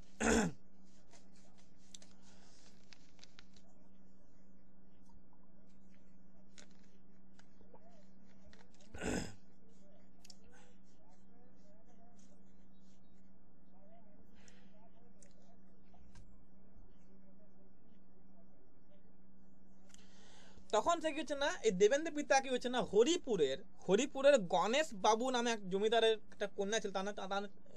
দেখো হরিপুরের গণেশ বাবু নামে একজন কিন্তু ব্যক্তি ছিল বা জমিদার ছিল, তার একটা কন্যা ছিল, তার নাম ছিল হৈমবতী নাম ছিল। সেই তার সঙ্গে কিন্তু কিনা দেবেন্দ্র বিয়ে দিচ্ছে, এবং এই হৈমবতী কিন্তু কিনা চটুল ছিল, মানে খুব মানে কথা বলতো, এবং তার কিন্তু সে কিন্তু খুব মানে ধুরন্ধর ছিল আর কি, সে কিন্তু মানে সহজ ছিল না, ঠিক আছে। তো তার সঙ্গে কিন্তু দেবেন্দ্রের কিন্তু কিনা মানে রসালাপ হতো না, তাই তার মনটা কি হতো না, মনটা আস্তে আস্তে বিরূপ হয়ে যাচ্ছিল। তো একদিন এই দেবেন্দ্রের সঙ্গে তার স্ত্রী হৈমবতী কিন্তু ঝগড়া হচ্ছে বা ঝামেলা হচ্ছে, এবং তখন দেবেন্দ্র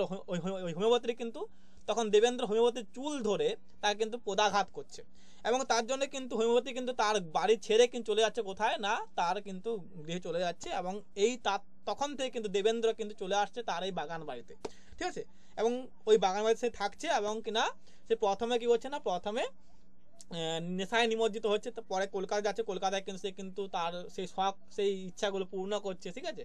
এবং কিনা সেই কলকাতা থেকে সে কিন্তু বিভিন্ন সং সেজে আসছে, সং কিন্তু শিখে আসছে, ঠিক আছে। সং মানে না বিভিন্ন রকম বেশ ধারণ করা শিখে পরে আসছে, ঠিক আছে।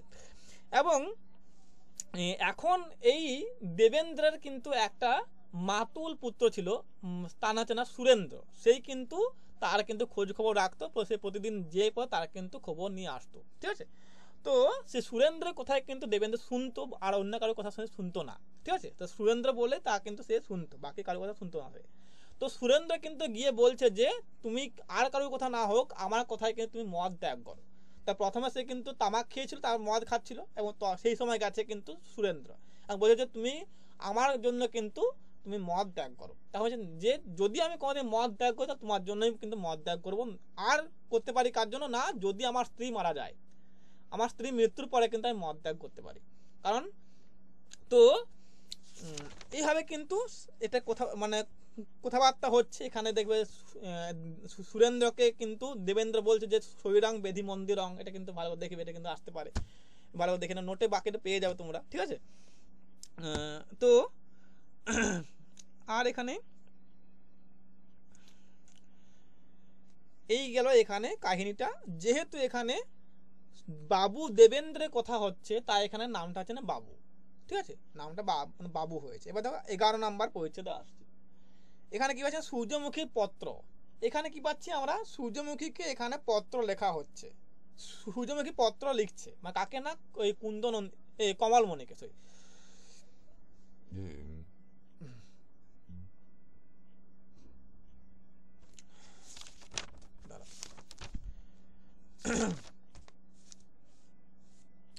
তো এখানে কি হচ্ছে না, এখানে সূর্যমুখী কিন্তু কমলমণিকে পত্র লিখছে, এবং পত্রে কিন্তু বলছে যে এই যেহেতু কুন্দকে সেই গোবিন্দপুরে নিয়ে এসেছে, এবং তারপরে কিন্তু কিনা নগেন্দ্রের কি হচ্ছে না চারিত্রিক কিন্তু পরিবর্তন দেখা যাচ্ছে, সে কিন্তু তার প্রতি হয়তো আকৃষ্ট হয়ে পড়ছে, সে হয়তো দুর্বল হয়ে পড়ছে, হয়তো তার সংযমকে সে কিন্তু ধরতে পারছে না, ধরে মানে সেই সংযম হারিয়ে ফেলেছে, সংযম কিন্তু ধরে রাখতে পারছে না, এবং তার ফলে কিন্তু একাধিক তার কিন্তু কার না নগেন্দ্রের একাধিক চারিত্রের পরিবর্তন হচ্ছে বা পরিবর্তন দেখা দিচ্ছে, ঠিক আছে। তো তখন সেইটার জন্য কিন্তু সে বলছে যে আমি নিজেই আমার চিতা প্রস্তুত করেছি, তুমি একবার এসো, এসে পরে কিন্তু আমাকে এই অবস্থা থেকে তুমি উদ্ধার করো, ঠিক আছে। এটা কিন্তু সেই লিখে পত্রে কিন্তু পাঠাচ্ছে, এবং এটা কিন্তু ওই কুন্দ কিন্তু পাচ্ছে হাতে, ঠিক আছে।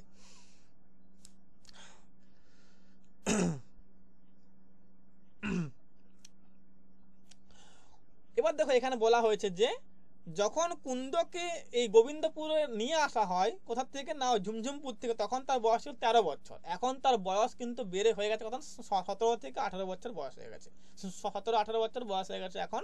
তাহলে মনে রাখবে যে 13 বছরে কিন্তু নগেন্দ্রকে নিয়ে গিয়েছিল ঝুমঝুমপুর থেকে, কিন্তু নিয়ে গিয়েছিল, আর এখন বর্তমানে কিন্তু তার বয়স হচ্ছে না 17-18 বছর হয়ে গেছে, ঠিক আছে। তো এর প্রতি কিন্তু নগেন্দ্র আস্তে আস্তে দুর্বল হয়ে পড়ছে, এবং তার কিন্তু একাধিক তার প্রতি আকর্ষণ দেখা যাচ্ছে এখানে, ঠিক আছে, মনে রাখবে। তো এখানে একটু ভালো করে দেখে নেবে, এখানে কিন্তু একাধিক গুরুত্বপূর্ণ লাইন রয়েছে, তা তোমার নোটে পেয়ে যাবে, ঠিক আছে।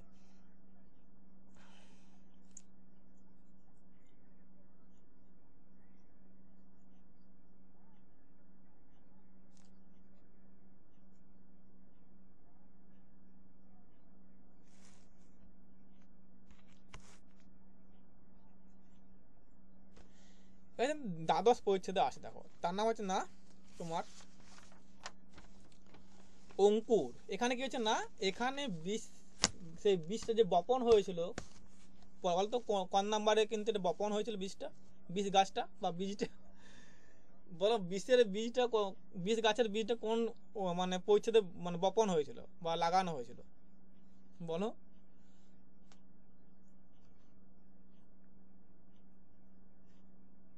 বলো কোন পরিচ্ছেদে লাগানো হয়েছিল বীজ গাছের বীজটা, আমি বললাম, আগেই বললাম সেইবারে, কে বলতে পারবে কোন পরিচ্ছেদে এটা এই বীজটা কিন্তু বপন হয়েছিল? পঞ্চম পরিচ্ছেদে মনে হচ্ছে স্যার। পঞ্চম, ভালো করে দেখো, অষ্টম পরিচ্ছেদে। অষ্টম পরিচ্ছেদে, তাই তো, হ্যাঁ অষ্টম পরিচ্ছেদে। তো দেখো তাহলে অষ্টম পরিচ্ছেদে কিন্তু বীজটা বপন হচ্ছে, আর এইখানে 12 নম্বরে কিন্তু অঙ্কুর হচ্ছে, মানে সেই অঙ্কুরটা দেখা যাচ্ছে, মানে সেই গাছটা কিন্তু এবারে কিন্তু জন্মাচ্ছে আর কি আস্তে আস্তে। তাহলে অষ্টম পরিচ্ছেদ মানে 8 নম্বরে কিন্তু বীজ বপন হচ্ছে, আর 12 নম্বরে কিন্তু অঙ্কুর মানে গজাচ্ছে, মানে আসছে, হচ্ছে। ঠিক আছে, তো এখানে কিছু দেখো, এখানে এখানে এই যে কুন্দনন্দিনীকে দেখে পরে নগেনদের চরিত্রে কিন্তু পরিবর্তন হয়ে গেছে, তার কিন্তু একাধিক পরিবর্তন হয়ে গেছে। সে কি হচ্ছে না, এখানে এটাকে এই ঔপন্যাসিক বঙ্কিম দেখাচ্ছেন কিভাবে না, দেখাচ্ছেন যে নির্মল আকাশে মেঘ দেখা দিল, মানে সেই যে আকাশটা কিন্তু পরিষ্কার ছিল সেখানে কিন্তু মেঘ দেখা দিল, কারণ এটা কি না, নগেন্দ্রের মনের আকাশ, নগেন্দ্রের মনের আকাশে কিন্তু মেঘ ঘনিয়ে আসছে। ঠিক আছে, আর কিছু না, নিদাগ কালের প্রদোষাকাশের মতো অকস্মা সে চৈত্র মেঘাবৃত হইতে লাগিল, তাহলে কিন্তু নগেন্দ্রের মনের আকাশ কিন্তু আস্তে আস্তে মেঘাচ্ছন্ন হয়ে পড়ছে। কি জন্য না, সে কিন্তু আস্তে আস্তে সংযম কিন্তু হারাচ্ছে কার প্রতি না, কুন্দনন্দিনীর প্রতি। ঠিক আছে, এবং তা দেখে কিন্তু এই সূর্যমুখী গোপনের কিন্তু চোখ মুছছে বা চোখের জল কিন্তু মুছছে। ঠিক আছে, তো দেখো এখানে পাচ্ছি তারপরে যে বাড়িতে এটা কিন্তু কিনা ডাক্তার ছিল। ঠিক আছে, মানে ছোটখাটো ডাক্তার ছিল, সেই ডাক্তার কিন্তু দাঁড়াও তার আগে একটা পেয়েছি কি, হ্যাঁ, তো যে কমলমণি ওকে বলেছিল যে তুমি কিন্তু স্বামীর চিত্ত প্রতি যেন অবিশ্বাসী না হয়, তার জন্য কিন্তু তাকে কিন্তু বারবার অনুরোধ করেছিল, তার জন্য সে কিন্তু বলছে আমি কিন্তু স্বামীর প্রতি দুর্বল হব না, বা তার প্রতি কিন্তু আমি বিশ্বাস হারাবো না, সূর্যমুখী ভাবছে, এবং বলছে যে আমি কিন্তু ভ্রান্ত বোধ হয় তার কোনো ব্যায়ামও হয়ে থাকবে। এটা কিন্তু মনে করছে কিনা সূর্যমুখী যে নগেন্দ্রের কোনো কিন্তু রোগ হয়েছে, তাই সে এরকম করছে, আমি কিন্তু কখনোই তাকে কিন্তু অবিশ্বাস করব না। ঠিক আছে, এবং তার জন্য সে কিন্তু তার ওই যে গোবিন্দপুরে তার বাড়িতে একটা কিন্তু একজন ডাক্তার ছিল, যে কিনা বড় ডাক্তার নয়, ছোটখাটো ডাক্তার ছিল, সে তাকে ডাকে বলছে যে তোমার বাবুর রোগ হয়েছে, তুমি কিন্তু দেখো নি তা। তখন যে আমি তো কোনো রোগের কোনো কথা শুনিনি, তো আমার কাছে কোনো রোগের কথা তিনি বলেননি। তো তখন সে বলছে আমি তাহলে যাচ্ছি, তার কাছে জিজ্ঞাসা করছি যে তার কি রোগ হয়েছে, আমি জেনে আসছি। ঠিক আছে, তখন সে কিন্তু তাকে মানে করছে, বারণ করছে, বলছে যে তুমি কিন্তু ওষুধ দিয়ে দাও, তোমার কাছে রোগ দেখার দরকার, তুমি ওষুধ দিয়ে দাও। তখন সে ডাক্তার কিন্তু গেছেন, তার ওই যে রুমে যাচ্ছে, রুমে গিয়ে সে এটা ওটা মিশিয়ে কিন্তু ভালো দেখবে যে কি মিশিয়েছিল, ওটা কিন্তু পরীক্ষা আসবে। ঠিক আছে, ওটা কিন্তু তোমার নোটে পেয়ে যাবে যে কি মিশিয়েছিল, ওটা কিন্তু পরীক্ষায় আসবে। ঠিক আছে, তো এটা ওটা মিশিয়ে কিন্তু না ওষুধ তৈরি করে এনে পরে কিন্তু এই ইয়েকে দিচ্ছে, এই সূর্যমুখীকে দিচ্ছে। সূর্যমুখী তা নিয়ে যাচ্ছে নগেন্দ্রকে খাওয়ানোর জন্য। তো নগেন্দ্র তা হাতে নিয়ে পড়ে কিন্তু তার ছুঁড়ে মারছে একটা বিড়ালের গায়ে, এবং সেই বিড়ালের গায়ে তা কিন্তু গড়িয়ে তার ল্যান্স দিয়ে পড়ে কিন্তু ঘরে সারা ঘর কিন্তু তা হয়ে যাচ্ছে। ঠিক আছে, তো এটা মনে রাখবে। তো এবার দেখি হচ্ছে না, এবার দেখো এখানে সূর্যমুখী কিন্তু নগেন্দ্রকে বলছে যে তোমার তাহলে কি হয়েছে, তোমার এরকম মানে তোমার কি সমস্যা হয়েছিল জানতে চাইছে। তখন তার থেকে কিন্তু কোনো সদুত্তর পাওয়া যাচ্ছে না। ঠিক আছে, তো এভাবে কিন্তু যখন অনেক রাত করে আসছে, খেতে আসছে, এবং খেয়ে পরে সে যখন যাচ্ছে তখন কিন্তু সেই ভৃত্যকেও বেধড়ক মারধর করছে। ঠিক আছে, এইভাবে কিন্তু একাধিক এখানে প্রসঙ্গ আছে। আবার দেওয়ানজি এখানে সূর্যমুখীকে বলছেন যে নগেন্দ্রকে যেন বলেন যে সে বিষয় গেলে আর বিষয় ফিরে পাবে না। ঠিক আছে, তো এগুলো কিন্তু ভালো করে দেখবে। তো আবার কিনা 3-4 হাজার প্রজা কিন্তু এখানে এসে উপস্থিত হচ্ছে তার কাছারিতে, এবং কিনা হাত জোড় করে সে কিন্তু কর মুকুবের জন্য প্রার্থনা করছে। তখন সে বলছে যে সব হেঁকে দাও। ঠিক আছে, সব হেঁকে দেওয়া হচ্ছে, মানে সব কর মুকুব করে দেওয়া হচ্ছে। ঠিক আছে, একটা গোমস্তা ছিল, সেই গোমস্তা কিন্তু একজন প্রজাকে মেরে 1 টাকা নিয়ে নিয়েছিল। তো ওখানে কিন্তু নগেন্দ্র তার বেতন থেকে 10 টাকা কেটে নিচ্ছে। ঠিক আছে, ভালো করে দেখবে, এটা কিন্তু পরীক্ষা আসতে পারে। ঠিক আছে, আর কিনা হরদেব ঘোষালকে কিন্তু এটা কিন্তু সে পত্র লেখার একটা প্রসঙ্গ আছে, সেই পত্র পাচ্ছে হরদেব ঘোষাল কি একটা কিন্তু পত্র লেখা হচ্ছে, ওটা একটা প্রসঙ্গ আছে এখানে। আর প্রসঙ্গ আছে কিনা কমলমণি সূর্যমুখীর কি একটা পত্র লিখছে। ঠিক আছে, এটা কিন্তু প্রসঙ্গ রয়েছে।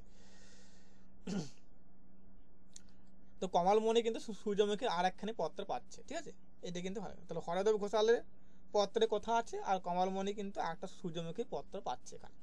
তো এগুলো একটু ভালো করে দেখে নেবে, আরও একাধিক লাইন আছে, তোমার নোটে পেয়ে যাবে। আমি আর অত মানে ডিটেলসে যাচ্ছি না। ত্রয়োদশ পরিচ্ছেদে কি না, তাহলে অঙ্কুর কি নামটা কেন হল না, এখানে কিন্তু অঙ্কুর নামের পেছনে কারণ হচ্ছে এই যে এখানে নগেন্দ্রের মনের মধ্যে বীজ কিন্তু অঙ্কুরিত হতে আরম্ভ করে দিয়েছে, কারণ সে আস্তে আস্তে কি না কুন্দনন্দিনীর প্রতি আকৃষ্ট হতে আরম্ভ করে দিয়েছে এবং তার কিনা সে সংযম সে হারিয়েছে এবং আস্তে আস্তে সে কিন্তু কুন্দনন্দিনীর প্রতি দুর্বল হয়ে পড়ছে। তাই এটা কিন্তু এখানে বলছে না অঙ্কুর বলা হচ্ছে। তার এখানে নগেন্দ্রের মনে এই কুন্দনন্দিনীর প্রতি কিন্তু অঙ্কুর মানে এই যে প্রেমের যে বিষয় তা কিন্তু অঙ্কুরিত হচ্ছে, প্রেমটা কিন্তু অঙ্কুরিত হচ্ছে। ঠিক আছে, এটা কিন্তু মনে রাখবে। ঠিক আছে, এবার দেখো তারপর আসছে না 13 নম্বরে আসছি, এটার নাম হচ্ছে না মহাসমর। এখানে পাচ্ছি আমরা ওই শ্রী সচন্দ্র এবং কমলমণি এবং শ্রী সতীশের প্রসঙ্গ পাচ্ছি। তো এখানে মনে রাখবে আরটা আছে যে ওই ভগদত্ত এবং ওই অর্জুনের যুদ্ধর প্রসঙ্গ আছে এখানে, যেখানে কিন্তু ভগদত্ত কিনা বৈষ্ণবাস্ত্র মানে করেছিল, প্রেরণ করেছিল বা নিক্ষেপ করেছিল, যা কিন্তু কৃষ্ণ তার বুকে কিন্তু নিয়ে নিয়েছিল বা তা কিন্তু তার বুক পেতে সে কিন্তু তা মানে হরণ করে নিয়েছিল, যার ফলে কিন্তু অর্জুন কিন্তু বেঁচে গিয়েছিল। তো এখানে কিছু না, এখানে শ্রী সচন্দ্রকে কাছে যাচ্ছে কিন্তু কমলমণি সেই সূর্যমুখী পত্র নিয়ে, এবং সূর্যমুখী বলছে যে সূর্যমুখী পত্র লিখেছে যে সে নাকি এই নগেন্দ্রের প্রেম থেকে বঞ্চিত হয়ে পড়ছে এবং তার জন্য যেন তার মীমাংসার জন্য তাকে কিন্তু যেতে বলা হয়েছে। এবং সে কিন্তু ওই বলছে যে সূর্যমুখী বলছে যে এই কথা যেন সে কিন্তু ওই সচন্দ্রকে না বলে কমলমণি, এবং তাই সেই সচন্দ্র তা শুনতে চাইছে না এবং বলছে যে আমি তা শুনবো না, যেহেতু বারণ করেছে তাই শুনবো না। ঠিক আছে, এবং তখন জানা যাচ্ছে যে এখানে সূর্যমুখীর কিন্তু কৌটো হচ্ছে কে না, কৌটো হচ্ছে নগেন্দ্র, আর তার কানাকড়ি হচ্ছে কে না, কানাকড়ি তার বুদ্ধি। তাহলে এখানে বুদ্ধিটি খোয়া গেছে কার না, সূর্যমুখীর কানাকড়ি খোয়া গেছে মানে তার বুদ্ধি খোয়া গেছে, তার কিন্তু কৌটোটি রয়েছে মানে নগেন্দ্র রয়েছে।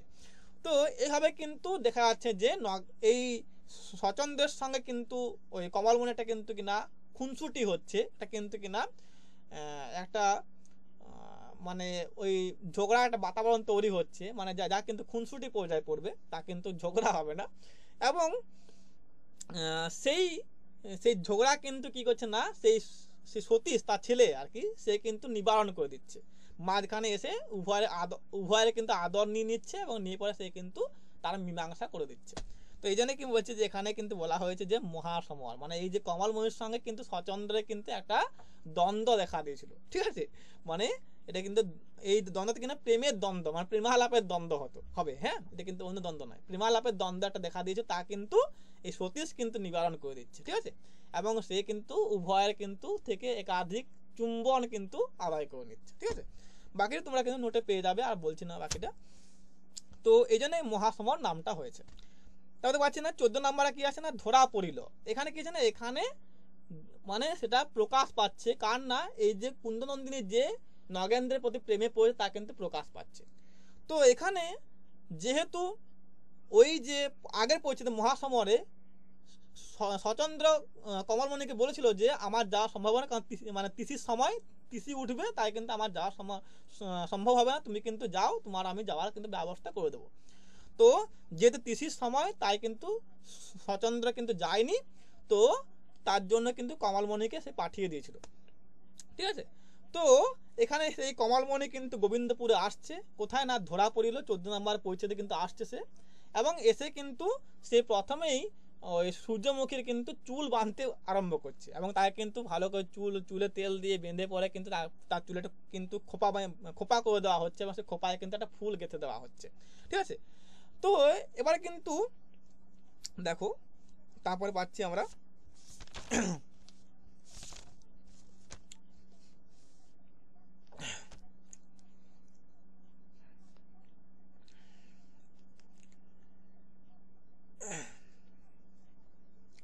এবার সে কিন্তু এখানে কুন্দনন্দির সঙ্গে পরিচয় হচ্ছে, তার সঙ্গে তার দেখা হচ্ছে, কারণ না কমলমণির সঙ্গে কুন্দের দেখা হচ্ছে, এবং সে দেখা কুন্দি এই যে কুদি মুদি এগুলো সব বলছে আর কি, এভাবে কিন্তু তাকে কিন্তু ব্যক্ত করছে আর কি। ঠিক আছে,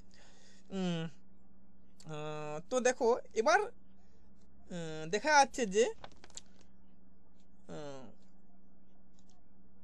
কুন্দনন্দিনী এক সময় কিনা চোখের জল নিবারণ করতে করতে মানে ঢাকিয়ে কিন্তু ঘরের দিকে যাত্রা করছে, এবং সেই ঘরে গিয়ে কিন্তু বালিশের মুখ ঢেকে কিন্তু কান্না করছে, কাঁদছে। সেই সময় কিন্তু এই কমলমণি তার পিছনে পিছনে যাচ্ছে এবং গিয়ে দেখছে যে সে কিন্তু কাঁদছে।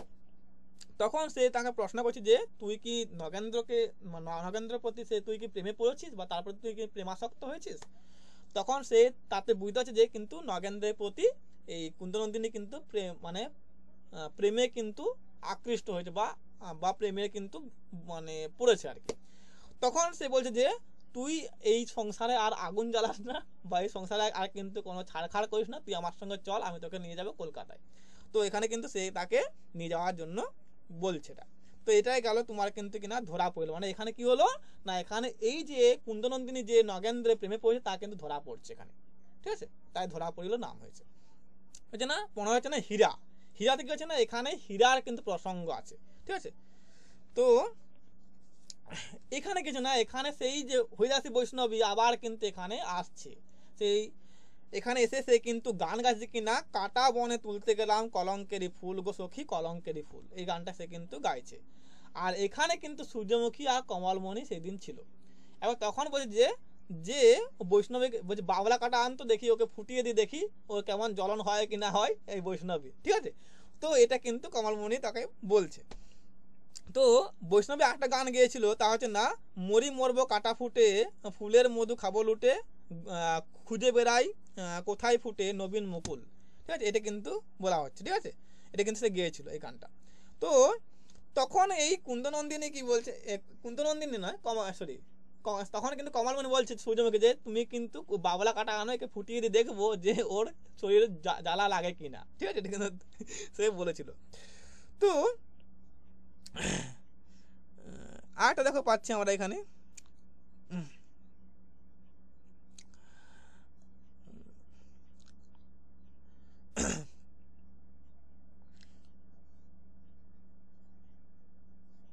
তখন সূর্যমুখী কিন্তু মৃদুভাবে বলছে কাকে না, ওই হরিদাসী বৈষ্ণবীকে, যে ওসব গান আমাদের ভাল লাগে না, তুমি একটা কিন্তু কিনা তুমি গৃহস্থ বাড়ি গান গাও। তখন কিন্তু সেই গাইছে কি না, সে আচ্ছা বলে গাইছে যে একটা গান গাইছে, এটা কিন্তু একটা অন্যরকম গান, এটা কিন্তু আলাদা গান। তো বলছি দেখো গানটা হচ্ছে এরকম যে স্মৃতিশাস্ত্র পড়বো আমি স্মৃতিশাস্ত্র পড়বো আমি ভট্টাচার্যের পায়ে ধরে, ধর্মাধর্ম শিখে নিব কোন বেটি বা নিন্দা করে। এটা কিন্তু ভালো দেখবে, এটা কিন্তু এটাও কিন্তু সে গিয়েছিল কে না, এই বৈষ্ণবী হরিদাসী বৈষ্ণবী, ঠিক আছে। তো তখন কিন্তু কমল বলছে যে তোমার যদি ইচ্ছা হয়, সূর্যমুখীকে বলছে যে তোমার যদি ইচ্ছা হয় তুমি শুনো গান, আমি কিন্তু শুনবো না, আমি চলে যাচ্ছি। সে কিন্তু উঠে পালাচ্ছে, পালানোর চেষ্টা করছে, ঠিক আছে। তো কুন্দনন্দিনী কিন্তু সে কিন্তু উঠেনি, সে কিন্তু ওখানে ওই যে মূর্খের মতন বসেছিল, কারণ সে কিন্তু গানের দিকে তার মন ছিল অন্য মন হয়ে ছিল, তাই সে কিন্তু অতটা কিন্তু লক্ষ্য করেনি। তো সে আনমনা হয়ে সে কিন্তু ওখানেই মূর্খের মতন বসেছিল, সে কিন্তু উঠেনি, ঠিক আছে। তখন সেই বৈষ্ণবী বা হরিদাসী বৈষ্ণবী কিন্তু এগিয়ে আসছে কাকে যেন কুন্দের কাছে, এবং তার সঙ্গে কথোপকথন করছে। তখন তা কিন্তু সূর্যমুখী আর কমলমণি দূর থেকে দেখছে, দেখে পরে বলছে যে কুন্দের কি চরিত্রলা, এরকম কিন্তু একটা কথা আছে, কথা বলা আছে যে কুন্দের কি চরিত্র, কি এরকম কথা ছিল বোধ হয়, পাবে তোমরা, যে কুন্দের কি চরিত্র, একটা পুরুষের সঙ্গে কথা বলছে। তখন কিন্তু এই সূর্যমুখী বা কমলমণি বুঝতে পারছে যে কিন্তু ছদ্মবেশী কোনো পুরুষ কে না, এই যে হরিদাসী বৈষ্ণবী কোনো ছদ্মবেশী কোনো পুরুষ, ঠিক আছে, যে ছদ্মবেশ নিয়ে কিন্তু এসেছে, ঠিক আছে। তার হাবভাব দেখে, তার এই যে কথাবার্তা দেখে সে কিন্তু বুঝতে পারছে যে কোনো ছদ্মবেশী পুরুষ হবে। তো তাকে পরীক্ষা করার জন্য কিন্তু কমলমণি তাকে বলছে যে সূর্যমুখীকে বলছে যে তুমি কিন্তু বাবলা কাটা নিয়ে এসো, একে ফুটিয়ে দেখবো যে এই আসলে কে, এর পরিচয়টা কি। তখন সে সূর্যমুখী যাচ্ছে কিন্তু কি করতে না, সে বাবলা কাটা আনতে, ঠিক আছে। তো এবার গিয়ে দেখছে যে তার সেই ভাগ্নে সেই সতীশ কিন্তু তার সেই সিঁদুর উল্টে ফেলে গায়ে মেখে কিন্তু বসে আছে। তখন সে কিন্তু বাবলা কাটা কিন্তু নিয়ে যাওয়ার কথা ভুলে যাচ্ছে, এবং সেই সতীশকে কোলে নিয়ে সে কিন্তু চুমু খেয়ে এবং তাকে নিয়ে কিন্তু সে বিভোর হয়ে পড়ছে, ঠিক আছে। পরে কিন্তু কিনা সূর্যমুখী কিন্তু হীরাকে বলছে যে তুই যদি এর কিন্তু পরিচয় এই হরিদাসী বৈষ্ণবের যে পরিচয় তুই যদি আনতে পারিস, তাহলে তো কিন্তু আমি একটা বানারসি হয়তো, হ্যাঁ, এটা বারাণসী মানে বেনারসি হবে বোধ হয়, বারাণসী বলা হয়েছে। তো তুই যদি এই হয়ে যাচ্ছে বৈষ্ণবী যদি কিন্তু পরিচয় তুই যদি আনতে পারিস তাহলে তোকে আমি কিন্তু এটা বারাণসী শাড়ি দেবো, এটা বলা হয়েছে। কাকে না, হীরাকে বলেছে সূর্যমুখী, ঠিক আছে। তো তো তখন দেখো এখানে হীরা কিন্তু বলছে তা আমি কিন্তু করে দেবো, এবং তখন সূর্যমুখী বলছে যে আজ গেলে তাহলে কিন্তু আজকেই যাবি, এর পেছন পেছন না গেলে কিন্তু ওর কিন্তু পরিচয় পাওয়া যাবে না, ঠিক আছে। তো এখানে দেখবে, এখানে ওই যে হীরা বলছিল যে তার স্বামী হচ্ছে যম, বলছে, এটা ভালো করে দেখে নেবে একটু, ভালো এটা আসতে পারে যে তার স্বামী যম, ঠিক আছে। তো আর এখানে কিছু নেই, এখানে এগুলোই রয়েছে, ঠিক আছে। তো এই হচ্ছে তোমার মানে এই 15টা পরিচ্ছেদের বিষয়টা, আর বাকি সব তো তথ্য তোমরা নোটে পেয়ে যাবে। আশা করি পুরো কাহিনীটা ভালোভাবে বোঝা গেছে। বাকিটা তোমার নোটে তোমরা পেয়ে যাবে, শীঘ্র নোট দেওয়া হবে। যারা কিন্তু অ্যাপটা যারা রয়েছে তারা কিন্তু অ্যাপে দেওয়া হবে না, তোমরা কিন্তু ওয়েবসাইটে কিন্তু লগ ইন ওই আইডিটা করে নেবে, ঠিক আছে, রেজিস্টার করে রাখবে, বলে দিয়েছি আমি। ওইখানে কি হবে না, ওইখানে তোমাদের ভালো সিস্টেম রয়েছে, যেহেতু মক টেস্টটা ভালো পাবে। অ্যাপে মক টেস্টটা কিন্তু অতটা ভালো নয়, তার জন্য আমরা কিন্তু ওয়েবসাইটে করবো। ওয়েবসাইটে কিন্তু মক টেস্টের সিস্টেম ভালো আছে, এবং কিনা ওখানে এক জায়গাতে সব কিন্তু পেয়ে যাবে, রেকর্ড ক্লাস, মক টেস্ট আর কিন্তু নোট সব কিন্তু এক জায়গায় পাওয়া যাবে। আর অ্যাপে কিন্তু তা কিন্তু এক জায়গায় হয় না, তাই তো। তো তাই কিন্তু তোমরা কিন্তু ওয়েবসাইটে অবশ্যই লগ ইনটা করে নেবে বা তোমরা রেজিস্টার করে রাখবে। আমি তোমাদেরকে পরে কিন্তু কি করব না, অ্যাক্সেস দিয়ে দেবো, ঠিক আছে। তো বোঝা গেছে জায়গাটা, উপন্যাসের বিষয় বোঝা গেছে 15টা পরিচ্ছেদ। আর একটু এই ক্লাসটা করার পরে একটু নোটটা ভালো করে পড়বে, অবশ্যই পড়বে, আর মক টেস্টটা দেবে, তাহলে তোমার কিন্তু আর দেখতে হচ্ছে না। তোমাদের আমি কথা হচ্ছে যে তোমাদের কিন্তু জুনে অধিকাংশ নেট হবে যদি এইভাবে পড়তে পারো। প্রথমে আমি কিন্তু উপন্যাসটা বুঝে নেব, পরে কিন্তু নোটটা পড়বো। নোটে কি হবে না, উপন্যাসে বোঝানোর সময় যে জায়গাটা মানে বাদ দেওয়া হচ্ছে সেই জায়গা তোমার কিন্তু ওই নোটে কিন্তু কভার হয়ে যাবে, ভালো বোঝো। নোটে কিন্তু কিনা যেটা এই ক্লাসে বলা হচ্ছে না বাদ যাচ্ছে তা কিন্তু নোটে কভার হয়ে যাবে, এবং ক্লাস এবং নোট মিলে তোমার কিন্তু একটা পরিপূর্ণ একটা কিন্তু ধারণা তোমার হয়ে যাবে, ঠিক আছে। এবং তারপর তুমি যখন পরীক্ষা দেবে তখন তোমাকে দেখবে যে অধিকাংশ ঠিক হচ্ছে। তাই ক্লাসটা তোমরা রেগুলার করবে এবং কিনা নোটটা ভালো করে পড়বে, তারপরে কিন্তু মক টেস্টটা দেবে, ঠিক আছে। বোঝা গেছে? কোনো প্রবলেম আছে এখান থেকে? কোনো প্রবলেম আছে এখান থেকে? কোনো প্রবলেম আছে?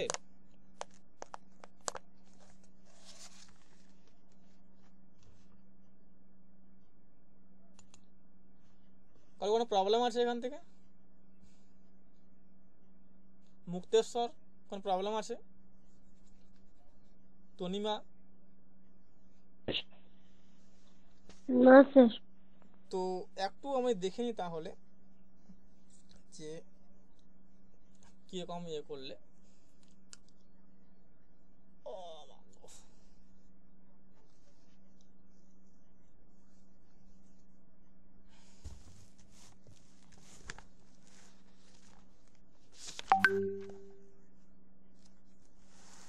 যেহেতু আজকের ক্লাসটা একটু মানে দ্বিতীয় ক্লাস, তাই অতটা মানে ইয়ে হলো না। তোমরা কিন্তু নোটটা ভালো করে দেখে নেবে, ঠিক আছে। যেহেতু আজ ক্লাসটা দ্বিতীয় ক্লাস, তাই কালকে যেমন একদম পুরো ডিটেলসে গিয়ে করেছিলাম, কারণ দ্বিতীয় ক্লাসে আর সেই রকম মানে এটা আসে না, ঠিক আছে। প্রথম ক্লাসে যেমন একটা ডিটেলসে খুঁটিয়ে বলা হয় তা কিন্তু হয়। তোমরা নোটটা একটু ভালো করে দেখে নেবে, আর রেকর্ডটা তোমরা অবশ্যই ক্লাসের একদিন পরেই অ্যাপে ওই অ্যাপে নয় সরি ওই ওয়েবসাইটে পেয়ে যাবে, অ্যাপে হবে না, অ্যাপে দেওয়া হবে না, ঠিক আছে। তো তোমরা বলো তাহলে যে এই তারাচরণ কি কি বই পড়েছিল, বলো দেখি। তারাচরণ কি কি বই পড়েছিল বলো। আমি যে বললাম দুটি বইয়ের নাম বললাম, কি কি বই পড়েছিল বলো।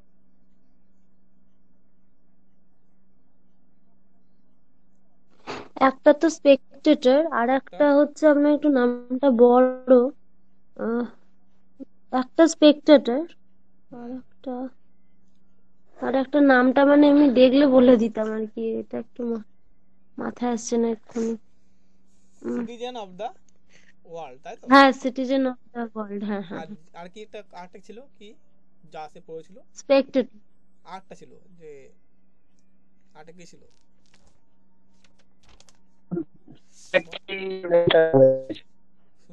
শুনতে পেলাম না। জিওমেট্রিক। হ্যাঁ হ্যাঁ, বলো বলো বলো।